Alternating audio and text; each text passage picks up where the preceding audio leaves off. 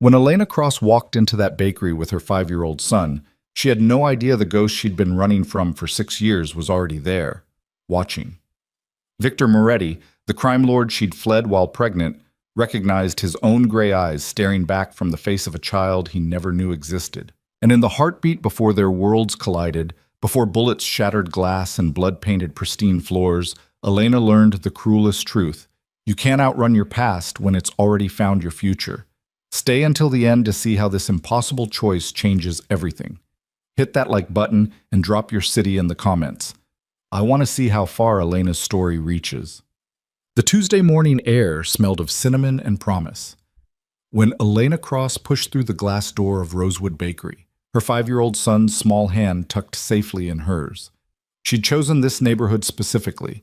Quiet, unremarkable, the kind of place where people minded their own business and asked no questions. Exactly the kind of place a woman could disappear. "Mama, can I get the chocolate one?" Noah tugged at her sleeve, his gray eyes wide with hope as he pressed his nose against the display case. Elena's heart clenched the way it always did when she looked at those eyes. Her son had inherited almost everything from her, the dark hair, the olive skin, the delicate features. But those eyes were a ghost she carried every day. Storm cloud gray, piercing and intelligent far beyond his years. "We'll see, baby." She smoothed his hair, her fingers automatically checking the small backpack she always kept ready. Old habits. Survival instincts she'd honed over 6 years of running. "Let Mama order coffee first." The bakery was nearly empty at this hour. An elderly couple shared a croissant near the window. A young woman typed furiously on a laptop, earbuds blocking out the world. And in the corner, shrouded in the shadows where morning light hadn't yet reached, a man sat alone. Elena didn't look at him. She'd trained herself not to notice men, especially men who sat alone in corners, men who radiated the kind of stillness that spoke of coiled violence. She'd learned that lesson the hard way, in another life, when she'd been young and stupid enough to fall in love with danger. "One small coffee, black, and a milk for him," she told the barista, a cheerful woman with flour dusting her apron. And she glanced down at Noah's hopeful face and felt her resolve crumble. "And one chocolate croissant." Noah's delighted squeal made her smile despite the perpetual weight in her chest. This was why she'd left. This innocent joy, this childhood unburdened by the weight of violence and blood money. This was worth every sleepless night, every minimum wage job, every moment of looking over her shoulder. "That'll be $8.50. Elena reached into her worn purse, counting out exact change from the handful of bills she'd budgeted for the week. $57 until Friday. Rent was paid, utilities covered. They'd make it work. They always did. She was tucking her purse away when she felt it, that prickling sensation at the base of her skull, the animal instinct that screamed danger. Her hand froze. Her breath caught. Someone was watching her. Not casual observation, not friendly interest. The kind of focused attention that stripped away 6 years of careful invisibility and left her exposed, vulnerable, seen. Elena's training kicked in. Don't turn around, don't show fear, collect Noah, leave calmly. She reached for her son's hand. "Mama, that man is looking at us." The innocent observation hit like a bullet. Elena's head snapped toward the corner and the world tilted sideways. Victor Moretti sat in the shadows like a king on a throne of violence, an untouched espresso cup before him. He wore a black suit that probably cost more than she made in 3 months, tailored to perfection over shoulders that still carried the same lethal strength she remembered. His dark hair was streaked with silver now, distinguished rather than diminished. His face remained carved from granite and ruthlessness, high cheekbones, strong jaw, a mouth that had once whispered promises against her skin before it issued death sentences. But it was his eyes that stopped her heart. Those storm gray eyes, the same shade that stared up at her every morning from her son's face, locked onto hers with the force of a physical blow. She watched recognition dawn, watched his entire body go rigid, watched 6 years of mystery solve itself in his expression. Then his gaze dropped to Noah. The world stopped breathing. Victor's face transformed. Shock, disbelief, a flash of something raw and devastating that might have been anguish. His hands gripped the edge of the table with enough force to whiten his knuckles. the only outward sign of the earthquake happening beneath that controlled exterior. Elena saw the exact moment he understood, the exact moment he calculated Noah's age, the exact moment he realized what she'd done. Elena. Her name on his lips after 6 years of silence hit like a prayer and a curse tangled together. His voice was exactly as she remembered, dark whiskey and smoke, refined and brutal in equal measure. What have you done? She grabbed Noah's hand so hard he whimpered. We're leaving. Mama. Now, Noah. But Victor was already standing, already moving with that predator's grace that used to make her pulse race for entirely different reasons. You're not going anywhere. The barista looked up, sensing trouble. The elderly couple paused mid-conversation. The laptop woman pulled out her earbuds. Elena backed toward the door, pulling Noah with her. Stay away from us. Us? Victor's laugh was broken glass. That's interesting, considering you stole 6 years of us from me. He took another step forward, and Elena saw the tremor in his hands before he fisted them at his sides. How old is he, Elena? How old is my son? The words hung in the air like an execution order. He's not... But the lie died on her lips because those identical gray eyes were staring at each other across 6 feet of bakery floor, genetic proof that no denial could overcome. 5? Victor's voice cracked on the number. You left while you were pregnant. You carried my child, gave birth alone, raised him without me. To protect him from you. Elena's voice came out stronger than she felt. From your world, from everything you represent. Protect him? Victor's control was fracturing, emotion bleeding through the cracks. I spent 6 years searching for you. 6 years thinking you were dead or worse, and you were... His eyes found Noah again, softening in a way Elena had never seen. You were raising our son. Noah pressed against Elena's leg, confused and frightened by the intensity crackling between the adults. Mama, who is he? The question shattered something in Victor's expression. He dropped to one knee, bringing himself to Noah's eye level with a gentleness that seemed impossible from a man who'd built an empire on violence. My name is Victor. His voice roughened with barely contained emotion. And I'm... The window exploded. Glass burst inward in a glittering wave of death. Elena's scream tangled with Noah's as she threw herself over him, her body a shield against the spray of shards. Gunfire erupted, rapid, professional, the distinct pop, pop, pop of suppressed weapons. The world became chaos. Victor was already moving, his body covering them both before Elena's mind could process the shift. His weight pinned them to the floor as bullets punched through walls and shattered displays. The barista's scream cut off with horrifying finality. The elderly couple's table exploded in splinters. Stay down! Victor's command was absolute authority. His hand pressed against Elena's head, keeping her and Noah pressed to the tile. Don't move. Don't look up. Through the ringing in her ears, Elena heard shouting, heavy footsteps, return fire, more glass breaking, the metallic scent of blood mixing with cinnamon and coffee. Then Victor was barking orders in that voice. The one she remembered from nightmares, cold and precise, and absolutely lethal. Perimeter, now. 3 on the street. Marco, the alley. Nobody gets within 50 feet. Oh, boss, we need to move. Get them to the car. The woman and child are priority 1. Anyone who gets close dies. Strong hands grabbed Elena's arms. She fought instinctively, clutching Noah to her chest. Mrs. Moretti, we need to go. A man's voice, urgent but respectful. It's not safe here. Mrs. Moretti. The name she'd shed 6 years ago hit like a slap. We're not, move. Victor's roar cut through her protest. Now! Elena found herself hauled to her feet, Noah sobbing in her arms as 2 men in dark suits formed a human shield around them. Through the chaos, she caught glimpses of carnage, bodies on the floor, blood pooling, the barista's sightless eyes. Victor was at the door, weapon in hand, firing with brutal efficiency at targets Elena couldn't see.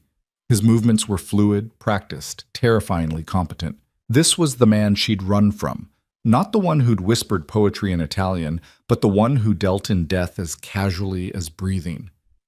The SUV, now!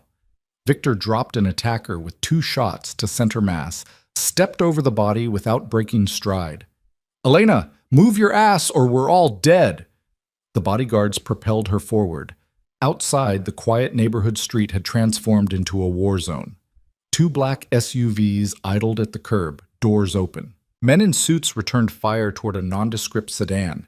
Civilians screamed and scattered. Elena's mind screamed at her to run, but Noah's terrified sobs and the very real bullets punching through brick walls overrode everything. These men were trying to kill them. Victor's men were trying to save them. She ran.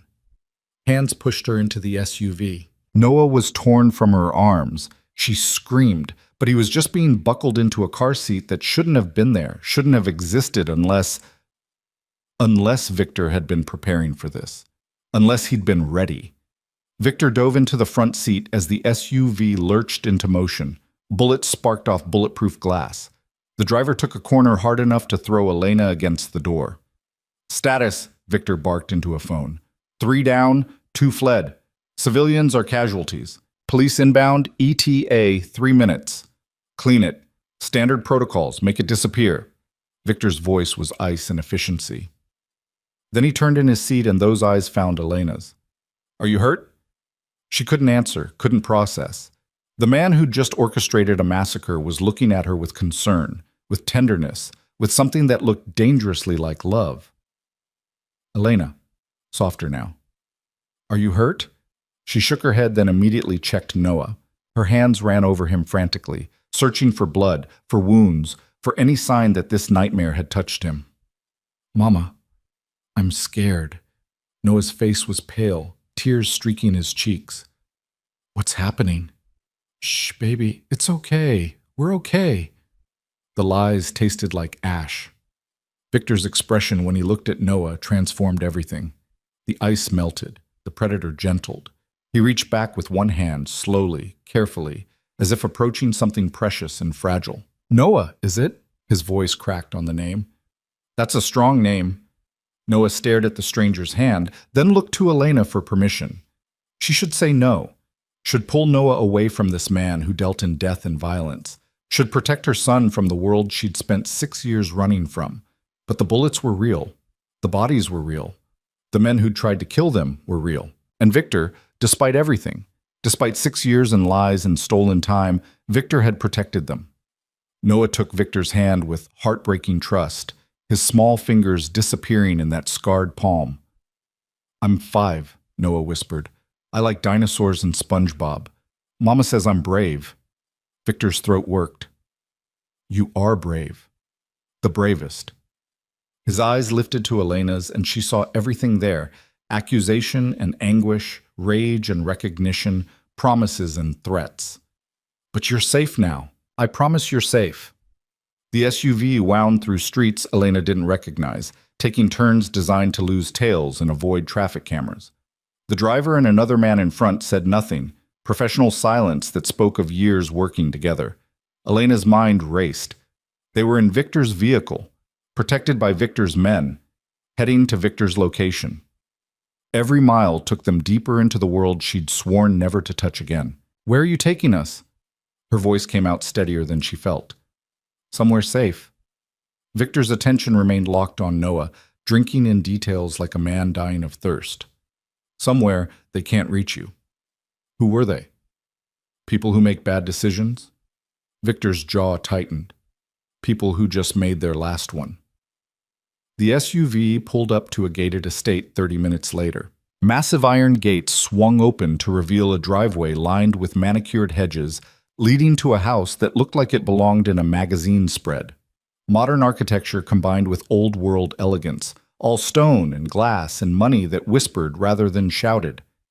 Guards stood at intervals, discreet but visible. Cameras tracked their approach. This wasn't a home. It was a fortress. We can't. Elena's protest died as the SUV stopped and Victor exited, coming around to open her door himself. He offered his hand like a gentleman, like they were arriving at a dinner party instead of fleeing an ambush. You can. You will. Because whatever life you built running from me just ended in that bakery.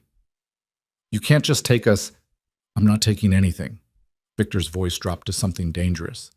I'm protecting what's mine. There's a difference. We're not yours. He is.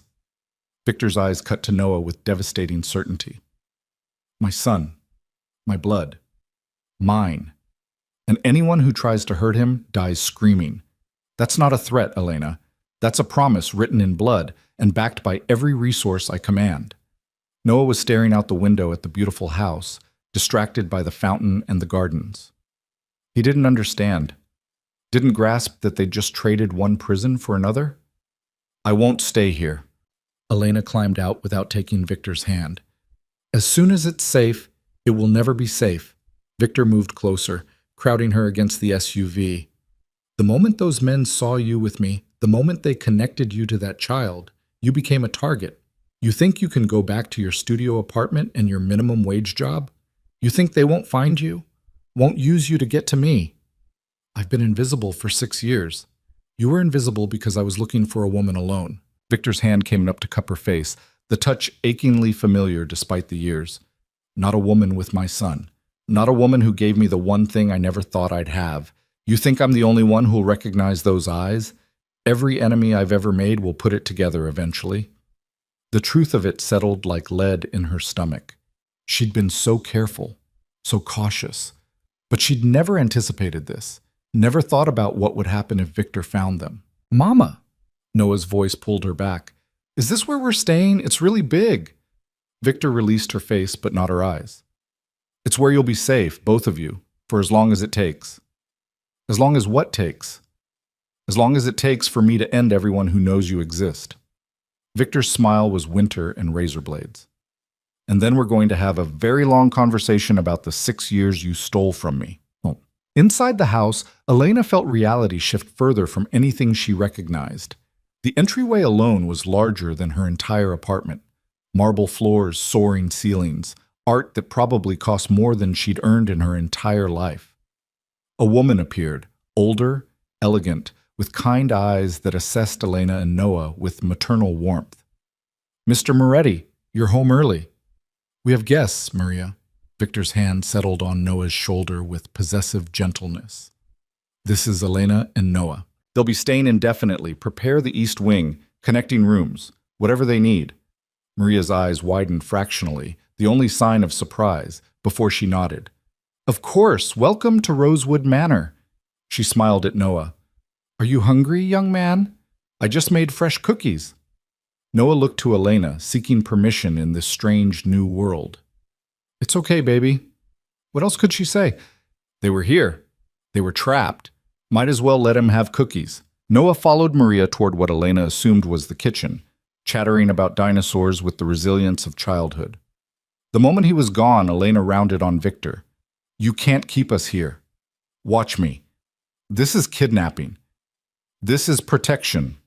Victor moved to the bar, poured himself 3 fingers of scotch. Would you prefer I send you home?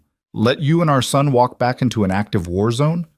Your war zone, your enemies, your world of violence and death. Elena's control was cracking. 6 years of fear and exhaustion bleeding through. I left to get away from this. You left while carrying my child, Victor's shout echoed through the house. The scotch glass shattered against the wall. You let me think you were dead while you raised my son. Do you have any idea? His voice broke. He turned away, shoulders rigid with the effort of containing everything he couldn't say. Elena had never seen Victor lose control, not once in the 2 years they'd been married. He was always ice, always calculated, always 3 steps ahead. This man, shaking with rage and grief in his destroyed living room, was someone new. I'm sorry. The words surprised her. For that. For letting you think I was dead. But I'm not sorry for leaving. I'm not sorry for giving Noah a chance at a normal life. Normal? Victor laughed bitterly. You've been running scared for 6 years, moving every few months, working jobs beneath you, looking over your shoulder every second. You call that normal? Better than growing up surrounded by... She gestured at everything. This. Blood money and bodyguards and people trying to kill him because of whose son he is. He wouldn't be a target if you'd stayed. Victor turned back to her, and the anguish in his eyes was devastating. I would have protected you both. Built everything to keep you safe. Instead, you made him vulnerable. Made him a secret. Made him exactly the kind of leverage my enemies dream of. The accusation hit home because it was true.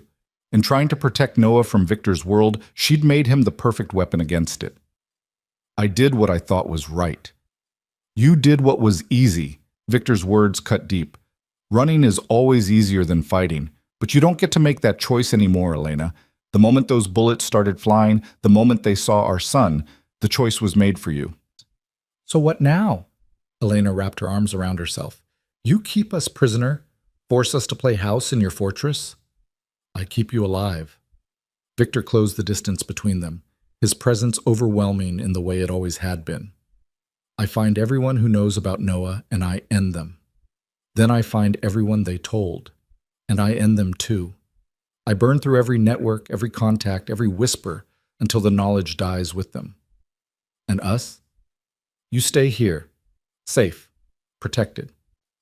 Victor's hand came up to her face again, thumb brushing her cheekbone with heartbreaking tenderness. You let me give our son what you stole from me. Time, moments, the chance to know his father before... He stopped himself. Before what? Before the life I lead catches up with me. Victor's smile was sad. I'm not a good man, Elena. You knew that when you married me. But I would have been a good father. I would have tried. The words broke something in her chest. She'd painted Victor as a monster in her mind for 6 years. Easier to run from a monster than from a complicated man who loved her but lived in darkness. Easier to justify theft when the victim was purely villainous. But the man looking at her now, the man who'd taken bullets meant for them, who'd recognized his son in a heartbeat, who was shattering before her eyes, this man was far more dangerous than any monster. Because this man she could forgive, could understand, could maybe even... No, that way led back to everything she'd escaped. I need to think. Elena pulled away from his touch. I need space. I need... Mama! Noah's delighted shout echoed from somewhere deeper in the house. Come see! There's a pool and a game room, and Maria says there's horses. Victor's expression softened impossibly. Go. Be with our son. Process what needs processing. But, Elena? He waited until she met his eyes. Running ended today. Whatever comes next, we face it together, all three of us. As a family. We're not a family. We were. Victor's certainty was absolute. We will be again. I'll make sure of it. The promise in those words terrified her more than any threat ever could. Elena found Noah in a sunroom that overlooked gardens worthy of a palace. He was pressing his face against the glass, breath fogging as he pointed at everything with childish wonder. Mama, look! Real peacocks. Can we keep one? Baby, we're not staying here. Elena knelt beside him, trying to find words that would make sense to a 5-year-old. This is just temporary, until it's safe to go home. But our apartment is small and has roaches. Noah's brutal honesty made her flinch. This place is nice, and that man, Victor, he has the same eyes as me. So he'd noticed. Of course he'd noticed. Noah was brilliant, observant, already asking questions Elena wasn't ready to answer. He does. Is he my daddy? The question landed like a bullet she couldn't dodge. In 5 years, Noah had asked about his father dozens of times. Elena had crafted careful half-truths, stories about a man who'd loved them but couldn't stay. She'd never outright denied Victor's existence, but she'd never confirmed it either. Now faced with those gray eyes, so heartbreakingly identical to the ones that had watched them from across the bakery, she couldn't lie anymore. Yes. The word cracked something open inside her. Yes, baby. He's your daddy. Noah processed this with the seriousness of childhood. Why doesn't he live with us? Because Mama made a mistake. Elena pulled him into her lap, holding tight. A long time ago, Mama got scared and ran away, and I didn't tell your daddy about you because I thought it was safer. But he found us anyway. He did. Are you still scared? Elena looked around the beautiful house, thought about the bullets and the bodies and the man whose world had just exploded with the revelation of a son. Yes, but for different reasons now. I like him. Noah's simple declaration was devastating. He protected us. Like a superhero. He's not a hero, baby. Elena needed him to understand this, even if he was too young to fully grasp it. He's a complicated man who does things that aren't always good, but yes, he protected us. and he'll keep protecting us. Because we're family? Because you're his son. Elena kissed Noah's hair. And he'll do anything for you, anything at all. The weight of that truth settled between them. Victor Moretti, crime lord and king of the East Coast underworld, had a weakness now. A 5-year-old boy with gray eyes and an innocent heart. Every enemy Victor had ever made would eventually learn this, would eventually try to use it. She'd been so focused on protecting Noah from Victor's world that she'd never considered what would happen when that world found them anyway. Now they were in the eye of a storm she'd created, and the only shelter available came wrapped in the arms of the man she'd run from. Maria appeared in the doorway, her smile warm but knowing. Dinner will be ready in an hour. Mr. Moretti has requested you join him. There are clothes prepared in your rooms if you'd like to freshen up. We have our own clothes, Elena started, which are in a studio apartment that's already being watched by no fewer than 3 hostile organizations. Victor's voice came from behind Maria. He changed into casual clothes, jeans and a black Henley that reminded Elena painfully of earlier days when he'd been hers and she'd been naive enough to think love conquered all. He moved into the room with that same predatory grace, but his entire focus was on Noah. Do you like dinosaurs, Noah? Noah nodded enthusiastically. Velociraptors are the best. They hunted in packs and had really big claws. Smart and deadly. Good choice. Victor's smile was genuine, transforming his entire face. I have something to show you. If your mother says it's okay. Both sets of gray eyes turned to Elena, waiting for permission she didn't want to give but couldn't deny. Okay, but just for a little while. Victor offered his hand to Noah, and Elena's heart cracked watching her son take it without hesitation. They walked away together, Victor adjusting his stride to match Noah's smaller steps, already listening to her son's enthusiastic chatter about dinosaur facts, with the focus of someone starving for this connection.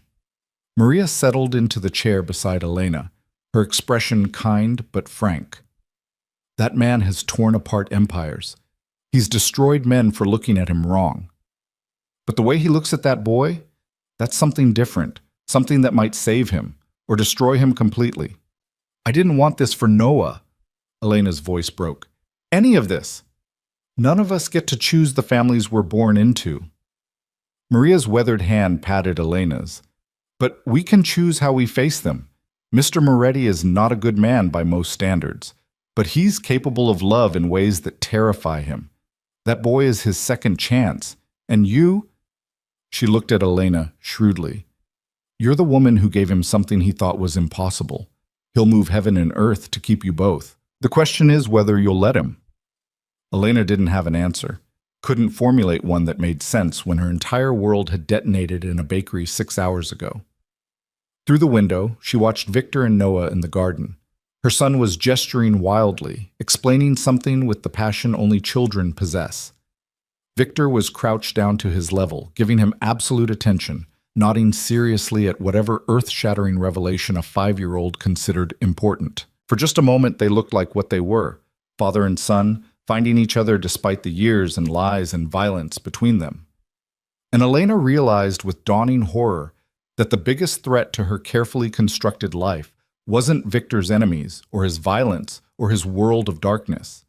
It was the possibility that Noah would love his father, would choose this life, would become exactly what Elena had spent 6 years protecting him from. Because watching them together, seeing Noah's delighted grin and Victor's tender devastation, Elena understood a fundamental truth. Victor wouldn't just protect their son. He would claim him, would shape him, would give him everything Elena never could: power, security, a legacy written in blood and fear. And Noah, with his brilliant mind and those dangerous gray eyes, might embrace it all. The thought terrified her more than any ambush ever could. Because you could run from bullets. You could hide from enemies. But how did you protect your child from destiny? How did you save him from becoming his father's son? Dinner that evening was surreal in ways Elena couldn't have predicted. The formal dining room could have seated 20, but Victor had insisted on the smaller table by the windows, intimate and oddly domestic, despite the armed guards visible in the garden beyond. Noah sat between them in a booster seat that had appeared from nowhere, chattering between bites of chicken that Maria had prepared without seasoning, somehow knowing without being told that a 5-year-old wouldn't appreciate the rosemary and garlic that graced the adult portions. And then the T-Rex tried to eat the Triceratops, but the Triceratops had really big horns, and he was like, no way. And they fought, and Noah gestured wildly with his fork, nearly launching a piece of broccoli across the table. Easy, champion. Victor caught Noah's hand gently, redirecting it back to his plate. The dinosaurs will still be there after you swallow. Elena watched this interaction with her stomach in knots. Victor moved with Noah like he'd been doing it for years instead of hours. The gentle corrections, the attentive listening, the way he cut Noah's chicken into smaller pieces without being asked. It all came naturally to a man who'd never known he had a son until this morning. "You're good at this," she said quietly, the words escaping before she could stop them. Victor's eyes met hers across the table, something raw and honest flickering in their depths. "I've had 6 years to imagine it, every version, every possibility." His jaw tightened. "I just never thought the first time I'd feed my son dinner would be the same day I learned he existed." The accusation was soft, but it landed hard. Elena looked away, focusing on her own plate where food had turned to ash in her mouth. "Mama says you're my daddy." Noah's pronouncement cut through the tension with childish directness. "Are you going to live with us now?" Victor's expression transformed, hope and longing so naked it hurt to witness. "Would you like that?" "Yeah." Then Mama wouldn't be sad anymore. Noah returned to his dinner, unaware of the bomb he'd just detonated. "She cries at night sometimes. She thinks I don't hear, but I do." Elena's throat closed. She'd been so careful, so quiet. Apparently not quiet enough. "Does she?" Victor's voice had gone dangerously soft. His eyes found Elena's again, seeing too much, understanding things she'd never wanted him to know. "Why do you think she's sad, Noah?" "'Cause we don't have a daddy. All the other kids at school have daddies who pick them up and come to stuff. But Mama always comes alone." Noah shrugged with 5-year-old wisdom. "I asked Santa for a daddy last Christmas, but I got a dinosaur book instead. It was still pretty good, though." The silence that followed was deafening. Victor's hand had gone white-knuckled around his fork. When he spoke, his voice carried the weight of absolute conviction. "You have a daddy now, Noah, and I'm going to every single thing, every school play, every birthday, every moment I can." His eyes never left Elena's. "I'm going to make up for every second I missed. I promise you that." "Even T-ball? I'm going to start T-ball in spring." "Especially T-ball." Victor's smile was fierce. "I'll teach you myself. We'll practice every day if you want." "Victor," Elena tried to interrupt to slow this runaway train before Noah's heart got invested in promises that might shatter. "Can I be excused?" Noah was already sliding from his seat, attention span exhausted by adult conversation. "Maria said there's ice cream." "May I?" Elena corrected automatically. "May I be excused?" Victor nodded, his gaze still locked on Elena. "Go ahead, champion. Tell Maria I said you can have 2 scoops." Noah's delighted cheer echoed as he raced toward the kitchen, leaving his parents in brittle silence. "You can't promise him things like that." Elena's words came out sharper than intended. "You can't just—" "Can't what? Be his father?" Victor stood, moving around the table with predatory focus. "Can't give him what every child deserves? Can't try to be present in his life? Can't make promises you won't keep?" Elena stood too, refusing to be cornered. "Your life, your world, it doesn't leave room for t-ball games and school plays." "Then I'll make room." Victor stopped close enough that she could feel his heat, see the flecks of silver in those storm-gray eyes. "I'll burn down everything that stands between me and my son. I'll restructure my entire operation if that's what it takes." "People like you don't change. People like me?" Victor's laugh was bitter. "You mean people who built empires from nothing? People who control half the eastern seaboard? People who just discovered the one thing they actually give a damn about protecting? People who kill for a living?" Elena held her ground. "People whose enemies shoot up bakeries. People whose children become targets just by existing." "He's already a target." Victor's hands came up to frame her face, the touch achingly familiar. "The moment you walked into that bakery with him, the moment someone recognized those eyes, he became the biggest vulnerability I have. Every enemy I've ever made now has a weapon against me. The only question is whether I protect him from my world or whether I teach him to survive it. I won't let you turn him into you. I'm not asking for your permission. The words were gentle but absolute. I'm telling you how this ends. Noah is my son, my heir, my legacy. And I will give him every advantage, every protection, every opportunity my resources can provide.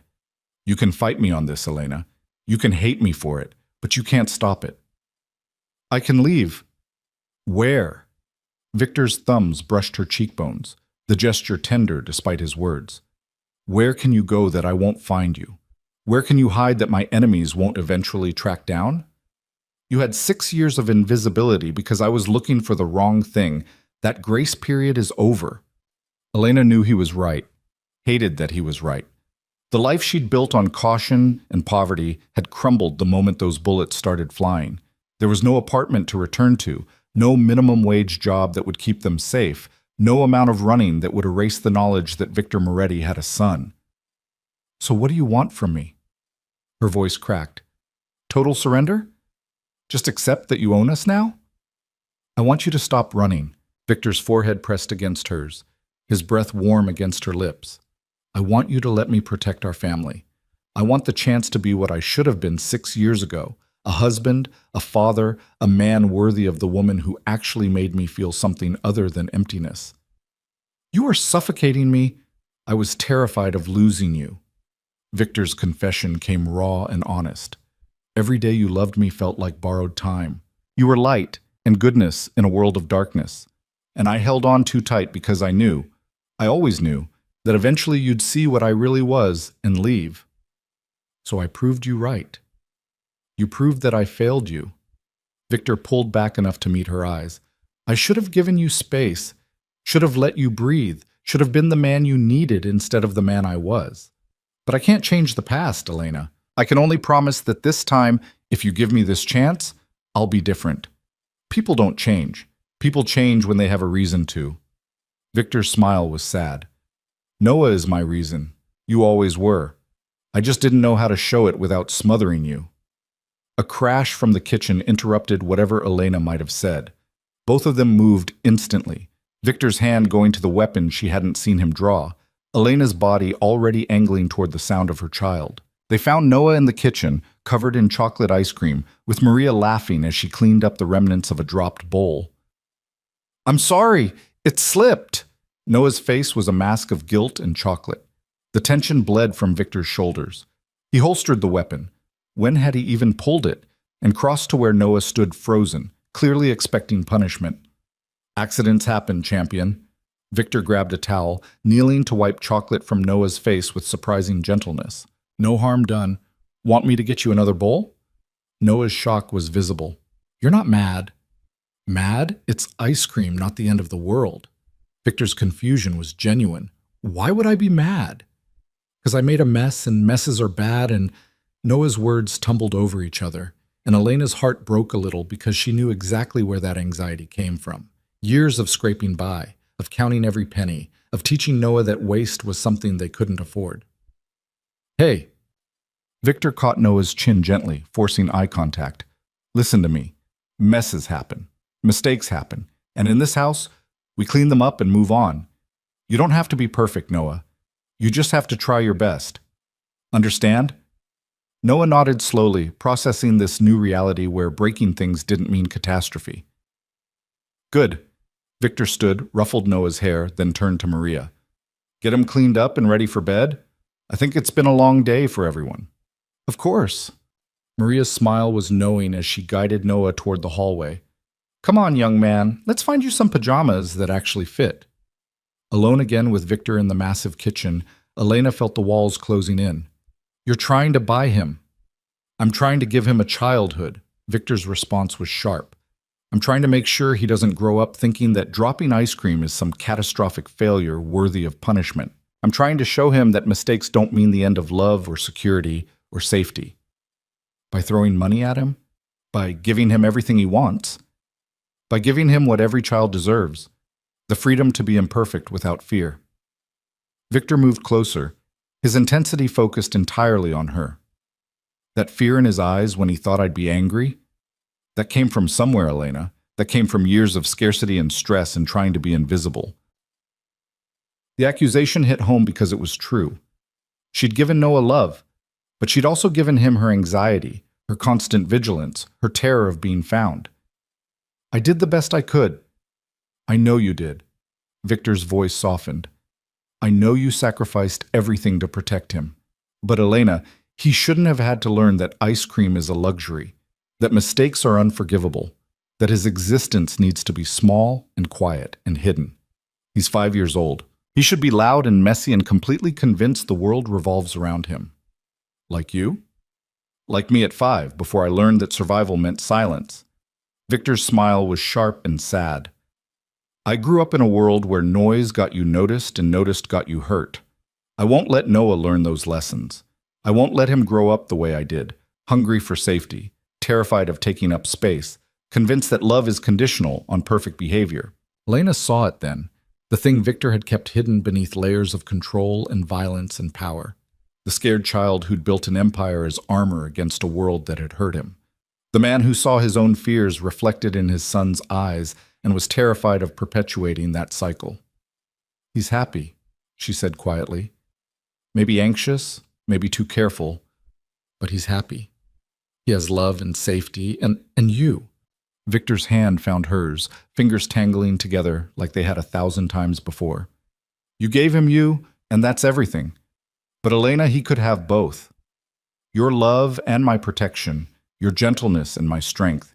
He could have parents who actually want him, who fight for him, who give him the world instead of teaching him to hide from it. Together? Together. Victor pulled her closer, his other hand settling at her waist. Not like before, not me suffocating you, making you feel trapped, but partners, co-parents at minimum, maybe more if you're willing. I can't just forget. I'm not asking you to forget. Victor's forehead touched hers again, that gesture of intimacy that used to undo her completely. I'm asking you to consider that maybe we both made mistakes.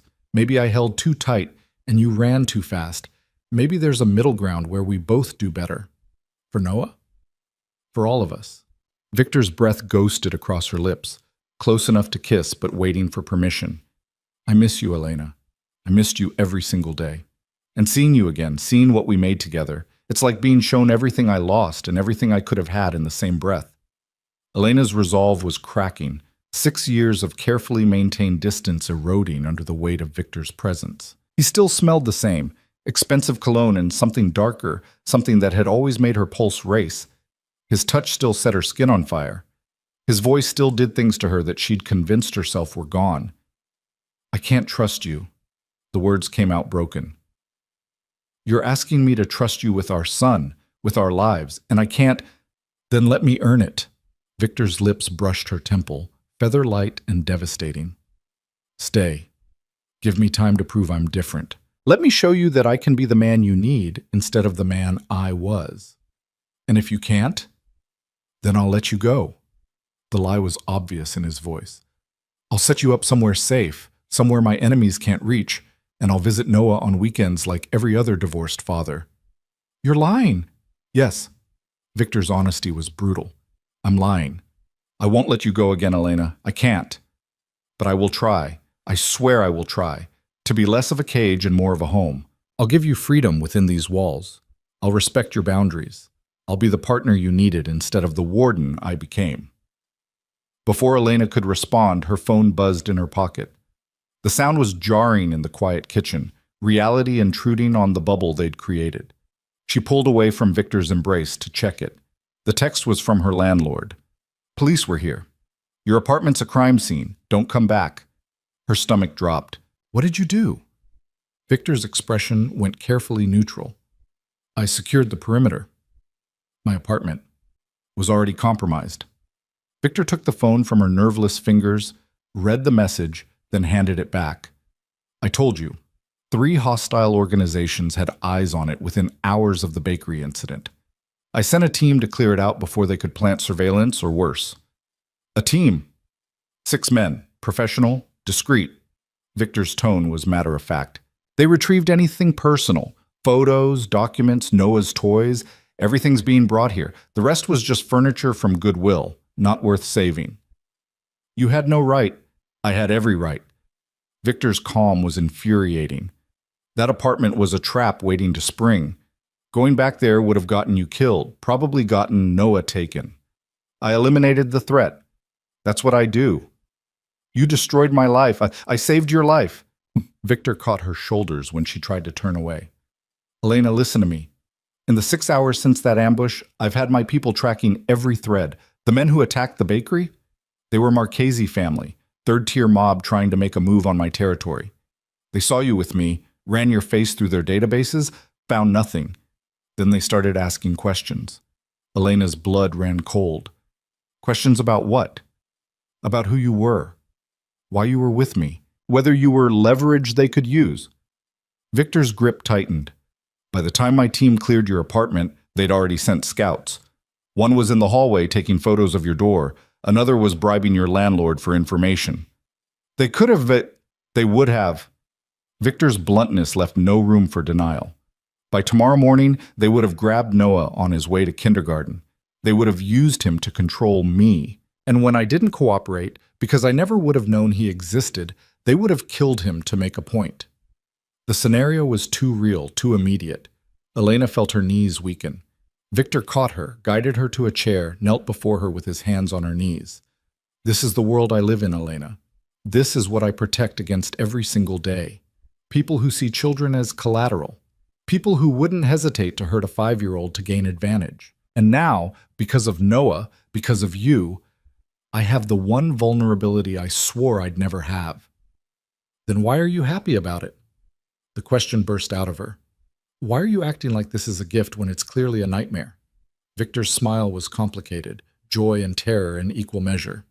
Because he's mine. Because despite everything, despite the danger and the complications and the fact that you hate me for it, I have a son. I have you back, even if you don't want to be here. I have a family. A reason to keep fighting that's bigger than empire or revenge or any of the hollow victories that used to sustain me. You're insane. Probably. Victor's thumb brushed her knee.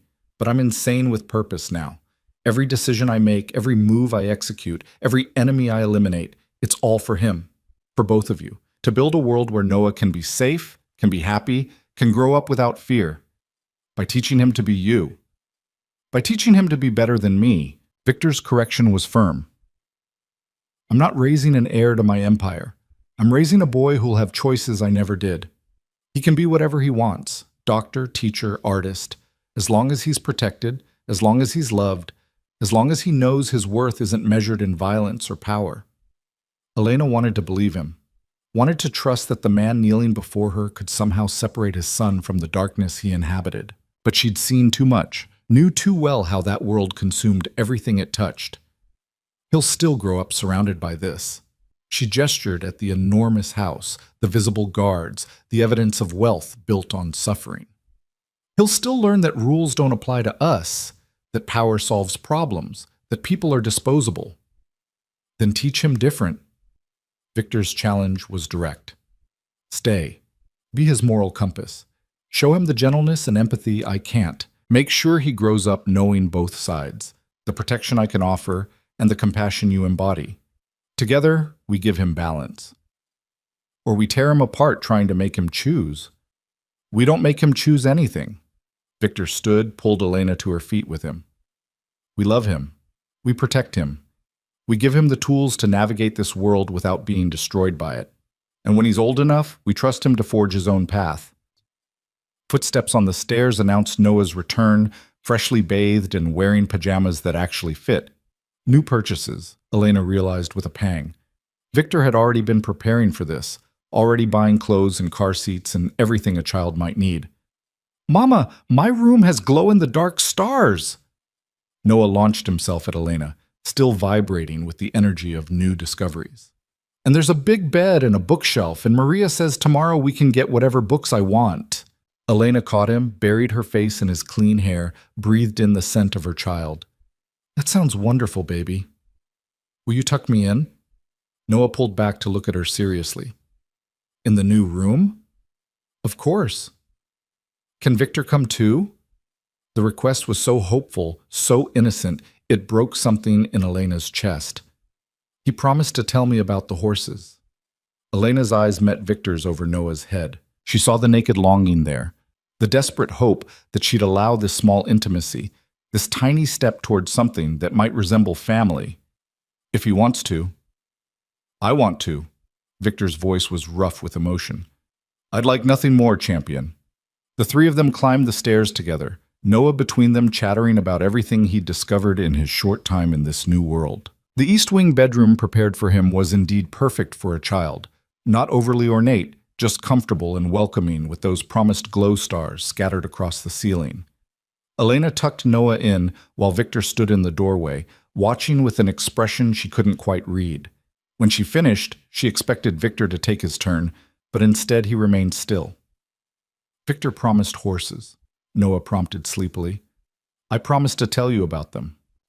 Victor moved to the other side of the bed, settling into a chair that someone had placed there. There are 3 horses in the stable. Midnight is a black gelding, very gentle. Aurora is a mare who thinks she's in charge. And Comet is young, still learning, kind of like you. Can I ride them? When you're ready, we'll start with lessons. Make sure you know how to be safe around them. Victor's hand hovered over Noah's for a moment before settling gently on the small fingers. Animals can sense fear and kindness. You have to approach them with confidence and respect. Like people? Victor's surprised laugh was genuine. Exactly like people. You're a smart kid, you know that? Mama says I get it from her. Noah's words were slurring with sleep. But I have your eyes. You do. Victor's voice dropped to something tender and awed. You have my eyes and your mother's heart. Best of both worlds. Noah's breathing evened out, sleep claiming him with the suddenness of childhood. But Victor didn't move, didn't release his son's hand, just sat there watching Noah sleep like he was witnessing a miracle. Elena stood frozen by the door, watching this man she'd fled transform into someone she barely recognized. The Victor she'd known had been all hard edges and controlled violence. This version, gentle with their sleeping child, voice rough with barely contained emotion, was dangerously close to the man she'd fallen in love with before she'd learned what he really was. We should go. Her whisper broke the spell. Let him sleep. Victor stood reluctantly, bent to press a kiss to Noah's forehead with reverent gentleness, then followed Elena into the hallway. She led him to her own assigned room, connected to Noah's by a door that could lock from her side, she noted, and stopped at the threshold. Thank you. The words cost her. For today. For protecting us. For, she gestured vaguely. Everything. You don't have to thank me for protecting my family. Victor leaned against the doorframe, close but not crowding. That's not optional. That's not conditional. That's just what happens now. I'm still angry with you. I know. And I don't forgive you for how you were before. I don't forgive myself either. Victor's admission was quiet. I was a different man then. Harder. More afraid. I thought control meant safety and possession meant security. I was wrong. And now? Now I know that love means letting go even when it terrifies you. Victor's hand came up to cup her face, thumb brushing her cheekbone in that familiar gesture. Now I know that the tighter I hold, the faster you'll run. So I'm trying to be what you need, a partner, not a prison, a choice, not a cage. Pretty words. True words. Victor's smile was sad. I know I can't make you love me again, Elena. I know I burned that bridge when I became more obsessed with keeping you than understanding you. But maybe I can earn your trust. Maybe I can prove that this time I'm putting you and Noah first. Before empire, before pride, before everything. Elena should pull away, should establish boundaries, should make it clear that whatever they'd had was dead and buried under 6 years of distance and deception. Instead, she found herself leaning into his touch, starved for comfort after the longest day of her life. I'm scared. The confession escaped before she could stop it. I'm scared of this world, of what it'll do to Noah, of what happens when your enemies realize he exists. I'm scared of you and what you make me feel. I'm scared of staying and terrified of leaving. I'm scared. I know, baby. I know. Victor pulled her into his arms, and Elena let him because she was tired of being strong alone. But you don't have to be scared by yourself anymore. Let me carry some of it. Let me be the one who watches the shadows while you sleep. Let me protect what I should have protected all along. Elena stood in his embrace, breathing in his scent, feeling the steady beat of his heart against her cheek. This was dangerous. This was exactly how she'd gotten trapped before, by his strength, his certainty, his ability to make her feel safe even while he built cages around her. But tonight, after bullets and blood and seeing Noah's joy at finally having a father, she was too exhausted to fight. Just tonight, she whispered. Tomorrow we figure out rules and boundaries and how this works. But tonight you rest. Victor's lips pressed to her temple. And I'll make sure nothing touches you, I promise.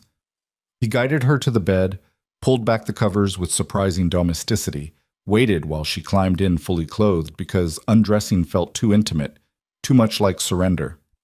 Sleep, Elena. I'll be right outside your door. You don't have to. Yes, I do. Victor's smile was gentle. Because until I eliminate every threat, until I'm certain you're safe, I'm not letting you out of my sight. Get used to having a shadow, baby. I'm not going anywhere. He left her there in the darkness, but Elena could see his silhouette through the slightly open door, settling into a chair in the hallway between her room and Noah's. Standing guard, keeping watch, becoming the protector he'd always claimed to be but had never quite achieved. And despite everything, despite her fear and anger and the complexity of emotions tangling in her chest, Elena felt herself relax for the first time in 6 years. Because whatever else Victor Moretti was, whatever darkness he carried, one truth remained absolute. He would die before he let anything hurt their son. And maybe, just maybe, that was enough to build on. For now. Elena woke to sunlight streaming through unfamiliar windows and the sound of her son's laughter drifting up from somewhere below. For a disoriented moment, she forgot where she was, forgot the bullets and the blood and the man who'd reclaimed them both in a single devastating day. Then reality crashed back with the weight of everything that had changed. She found Victor's chair empty in the hallway, a folded blanket the only evidence he'd kept his vigil. The clock on the nightstand read 9:30, shockingly late for a woman who usually woke at dawn to maximize every minute before work. Except there was no work anymore. No apartment, no carefully constructed life of invisibility and survival. Just this, Victor's fortress and all the complicated promises that came with it.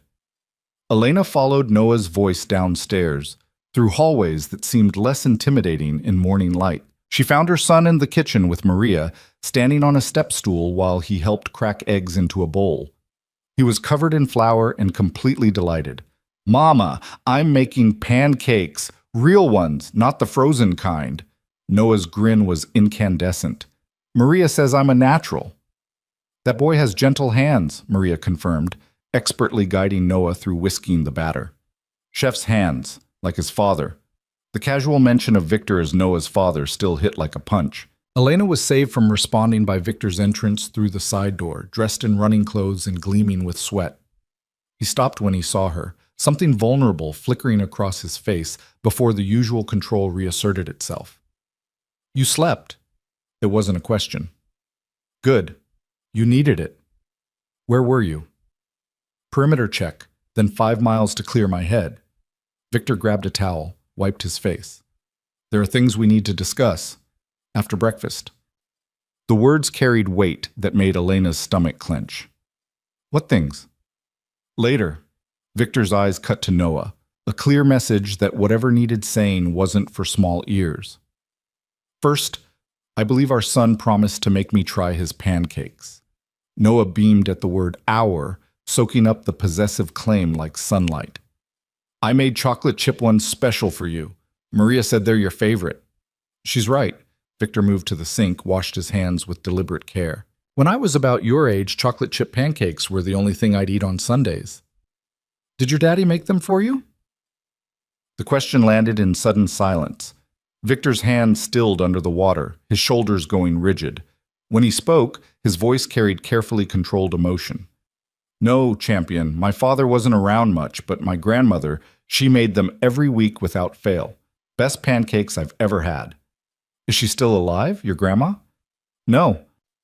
Victor shut off the water, dried his hands with meticulous attention. She died a long time ago. But I remember her pancakes, and now I get to eat yours, which makes me pretty lucky. Noah processed this with the seriousness of childhood, then returned his attention to the batter. Mama's mom died too, before I was born. That's why it's just us. Elena's throat tightened. She'd told Noah the simplified version. Her parents gone, no siblings, just the two of them against the world. She'd never mentioned Victor's family because she'd been trying to erase him from their story entirely. Well, it's not just the two of you anymore. Victor's eyes found Elena's, holding her gaze with quiet intensity. You have me now. And Maria. And everyone in this house who would die before they let anything hurt you. The casual mention of dying for them should have been horrifying. Instead, it settled over Elena like a strange comfort. The certainty that Victor meant every word, that his protection was absolute even if his methods were brutal. Breakfast was surprisingly normal despite the armed guards visible through the windows and the bulletproof glass that separated them from the world.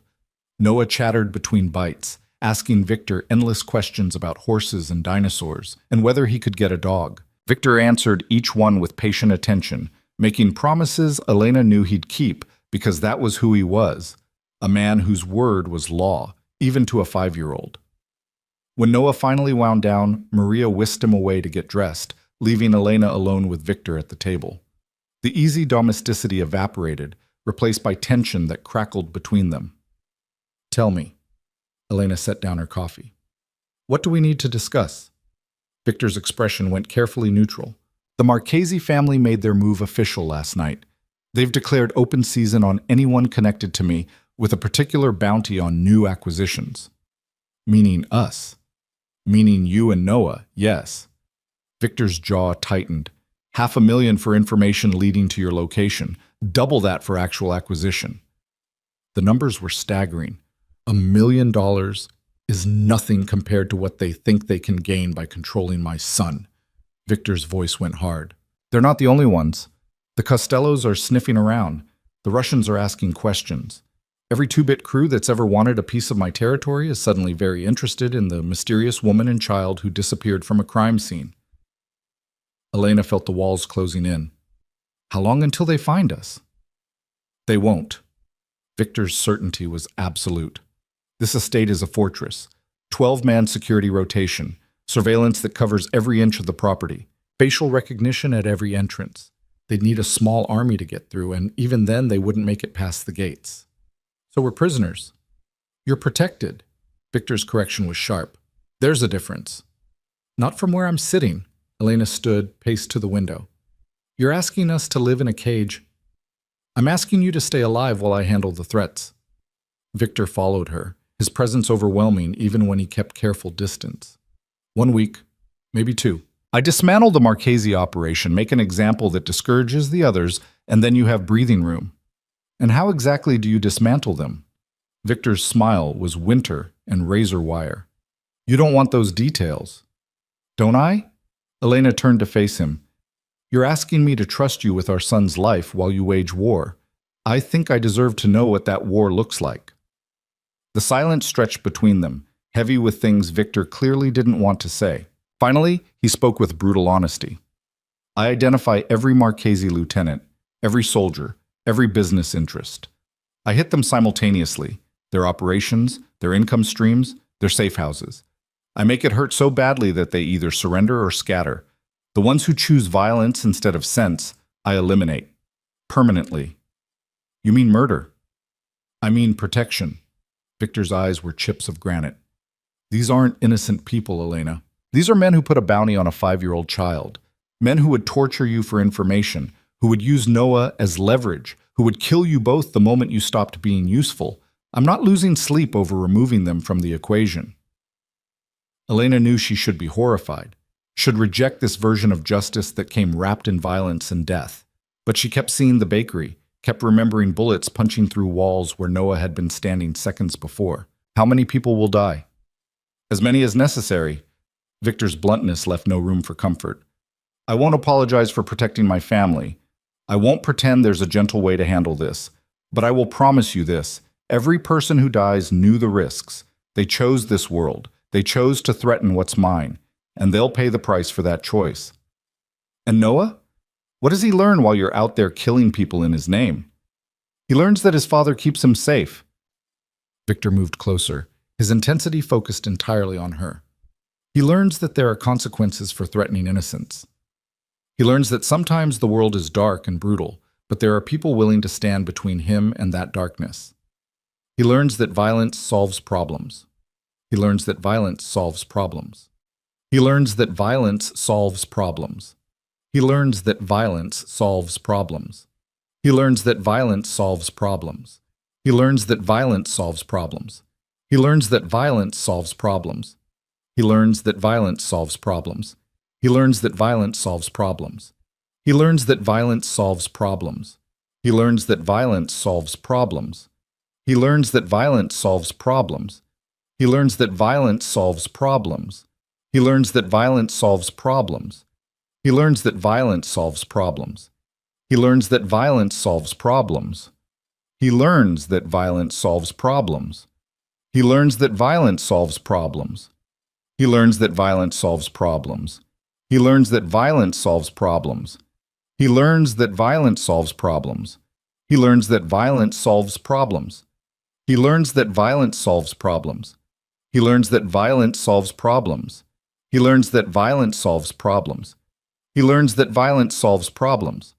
He learns that violence solves problems. He learns that violence solves problems. He learns that violence solves problems. He learns that violence solves problems. He learns that violence solves problems. He learns that violence solves problems. He learns that violence solves problems. He learns that violence solves problems. He learns that violence solves problems. He learns that violence solves problems. He learns that violence solves problems. He learns that violence solves problems. He learns that violence solves problems. He learns that violence solves problems. He learns that violence solves problems. He learns that violence solves problems. He learns that violence solves problems. He learns that violence solves problems. He learns that violence solves problems. He learns that violence solves problems. He learns that violence solves problems. He learns that violence solves problems. He learns that violence solves problems. He learns that violence solves problems. He learns that violence solves problems. He learns that violence solves problems. He learns that violence solves problems. He learns that violence solves problems. He learns that violence solves problems. He learns that violence solves problems. He learns that violence solves problems. He learns that violence solves problems. He learns that violence solves problems. He learns that violence solves problems. He learns that violence solves problems. He learns that violence solves problems. He learns that violence solves problems. He learns that violence solves problems. He learns that violence solves problems. He learns that violence solves problems. He learns that violence solves problems. He learns that violence solves problems. He learns that violence solves problems. He learns that violence solves problems. He learns that violence solves problems, that violence is sometimes necessary to prevent greater violence. Victor's hands framed her face, forcing her to meet his eyes. I'm not teaching him to be me, Elena. I'm showing him that he never has to be afraid, never has to feel powerless, never has to wonder if someone will protect him when things get bad. Because I will, always, without hesitation or mercy. The conviction in his voice was terrifying and seductive in equal measure. Elena wanted to pull away, to reject this worldview where death was justified by protection. But she'd already made her choice the moment she'd let Victor's men pull her into that SUV. She'd chosen his protection over principle, safety over morality. When do you leave? Tonight. Victor's thumb brushed her cheekbone. I'll be gone 3 days, maybe 4. Marco will be head of security in my absence. He's good, competent, and loyal. You'll be safe. And if something happens to you? Victor's smile was complicated. I've updated my will. Everything goes to Noah, held in trust until he's 25. You're named executor and primary guardian. The house, the legitimate businesses, the offshore accounts, all of it becomes his. And yours by extension. I don't want your money. You'll take it if I die. Victor's interruption was gentle but firm. Because our son deserves every advantage, every opportunity, every protection my resources can provide. You'll take it and you'll use it to give him the life you wanted, the normal one, away from this world. I've made arrangements, new identities, offshore accounts that can't be traced. You could disappear so completely that even my enemies would never find you. The thought of Victor dying, of raising Noah alone with only blood money and false names for company, made Elena's chest tighten. Don't talk like that. I have to. Victor pressed his forehead to hers. Because this is the reality. I'm walking into a war tonight, and while I'm very good at what I do, I'm not invincible. You need to know what happens if I don't come back. You'll come back. Elena's hands fisted in his shirt without conscious thought. You have to come back. Noah just found you. He can't lose you already. And you? Victor's question was barely a whisper. Would you miss me, Elena? Or would my death just be convenient, freedom without having to run again? The question deserved honesty. I don't know. I'm so angry at you for what you were, so grateful for what you're being, so scared of what you're becoming. I don't know how to feel about you anymore. That's fair. Victor's acceptance was sad, but real. I don't know how to feel about me either. I'm a man who built everything on violence, trying to be gentle for a 5-year-old who looks at me like I hung the moon. I'm a killer trying to be a father, a monster trying to be worth loving. You're not a monster. I am. Victor's correction was absolute. I've done things that would make you sick. I've hurt people, Elena, not just in self-defense or protection. I've tortured for information. I've killed to make points. I've built an empire on suffering and fear. That doesn't just wash away because I have a son now. Then why are you telling me this? Because you deserve to know what you're tied to. Victor pulled back enough to meet her eyes. Because if you're going to choose to stay, and it has to be a choice, Elena, not coercion, then you need to understand what that means. I'm trying to be better. For Noah, for you, for whatever version of myself I can salvage from the wreckage.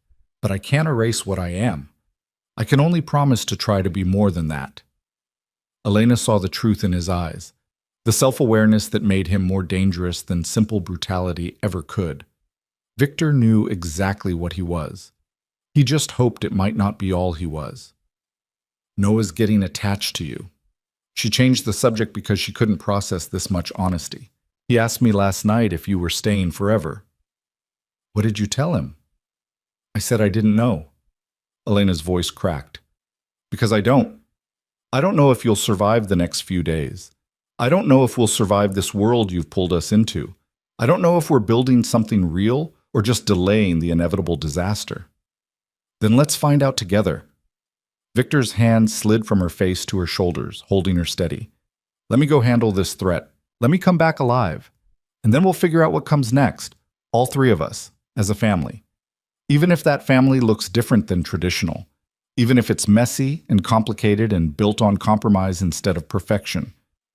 And if you don't come back, then you take Noah and you run. Victor's smile was bittersweet. You use every resource I've left you, and you give our son the life I can't. You tell him his father loved him more than anything. You let him grow up safe and normal and completely removed from this darkness. Promise me, Elena, if I die, you don't stay and fight. You just run. The promise lodged in her throat, but she forced it out. I promise. Good. Victor pulled her into an embrace that felt like goodbye. Take care of our boy while I'm gone. Let him be a kid. Let him be loud and messy and completely convinced the world revolves around him. Give him the childhood I can't. Elena clung to him, breathing in his scent, memorizing the feel of his arms around her. Tomorrow he'd be gone, walking into violence with the casual certainty of someone who'd done it 1,000 times. And she'd be here, waiting and wondering if Noah's father would come home or if they'd be building a life on the foundation of his grave. They stayed like that until Noah's running footsteps announced his return. Victor released Elena just as their son barreled into the kitchen, now dressed in new clothes that actually fit. Maria says we can visit the horses now. Can we? Please? Noah bounced with barely contained energy. Victor's entire demeanor shifted, the brutal crime lord disappearing behind the gentle father. Absolutely, let's go meet them properly. He offered his hand to Noah, who took it without hesitation, then extended his other hand to Elena. Join us? Elena looked at the offered hand, at the man who held it, at the son who represented everything good between them despite everything dark.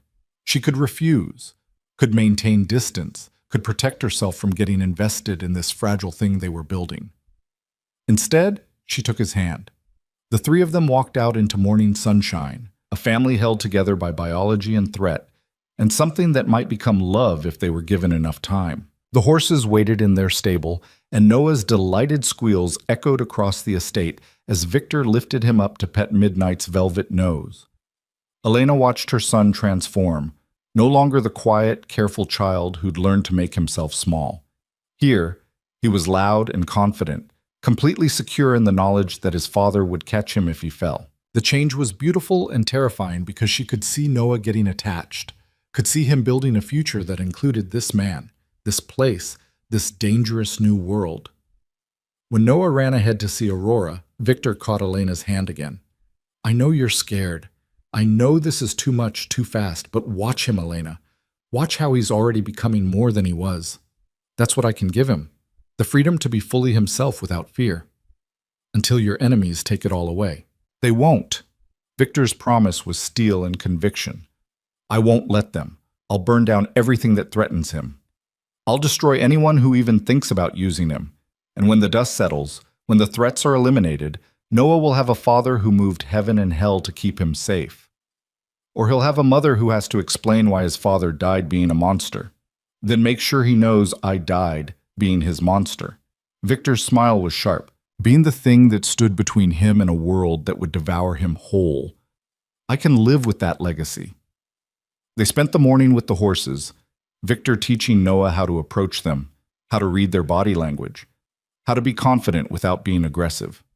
Elena watched this crash course in Victor's worldview, strength tempered by awareness, power balanced with respect, the understanding that force should be a last resort, but an absolute one when necessary. By lunch, Noah was exhausted and happy, chattering about everything he'd learned.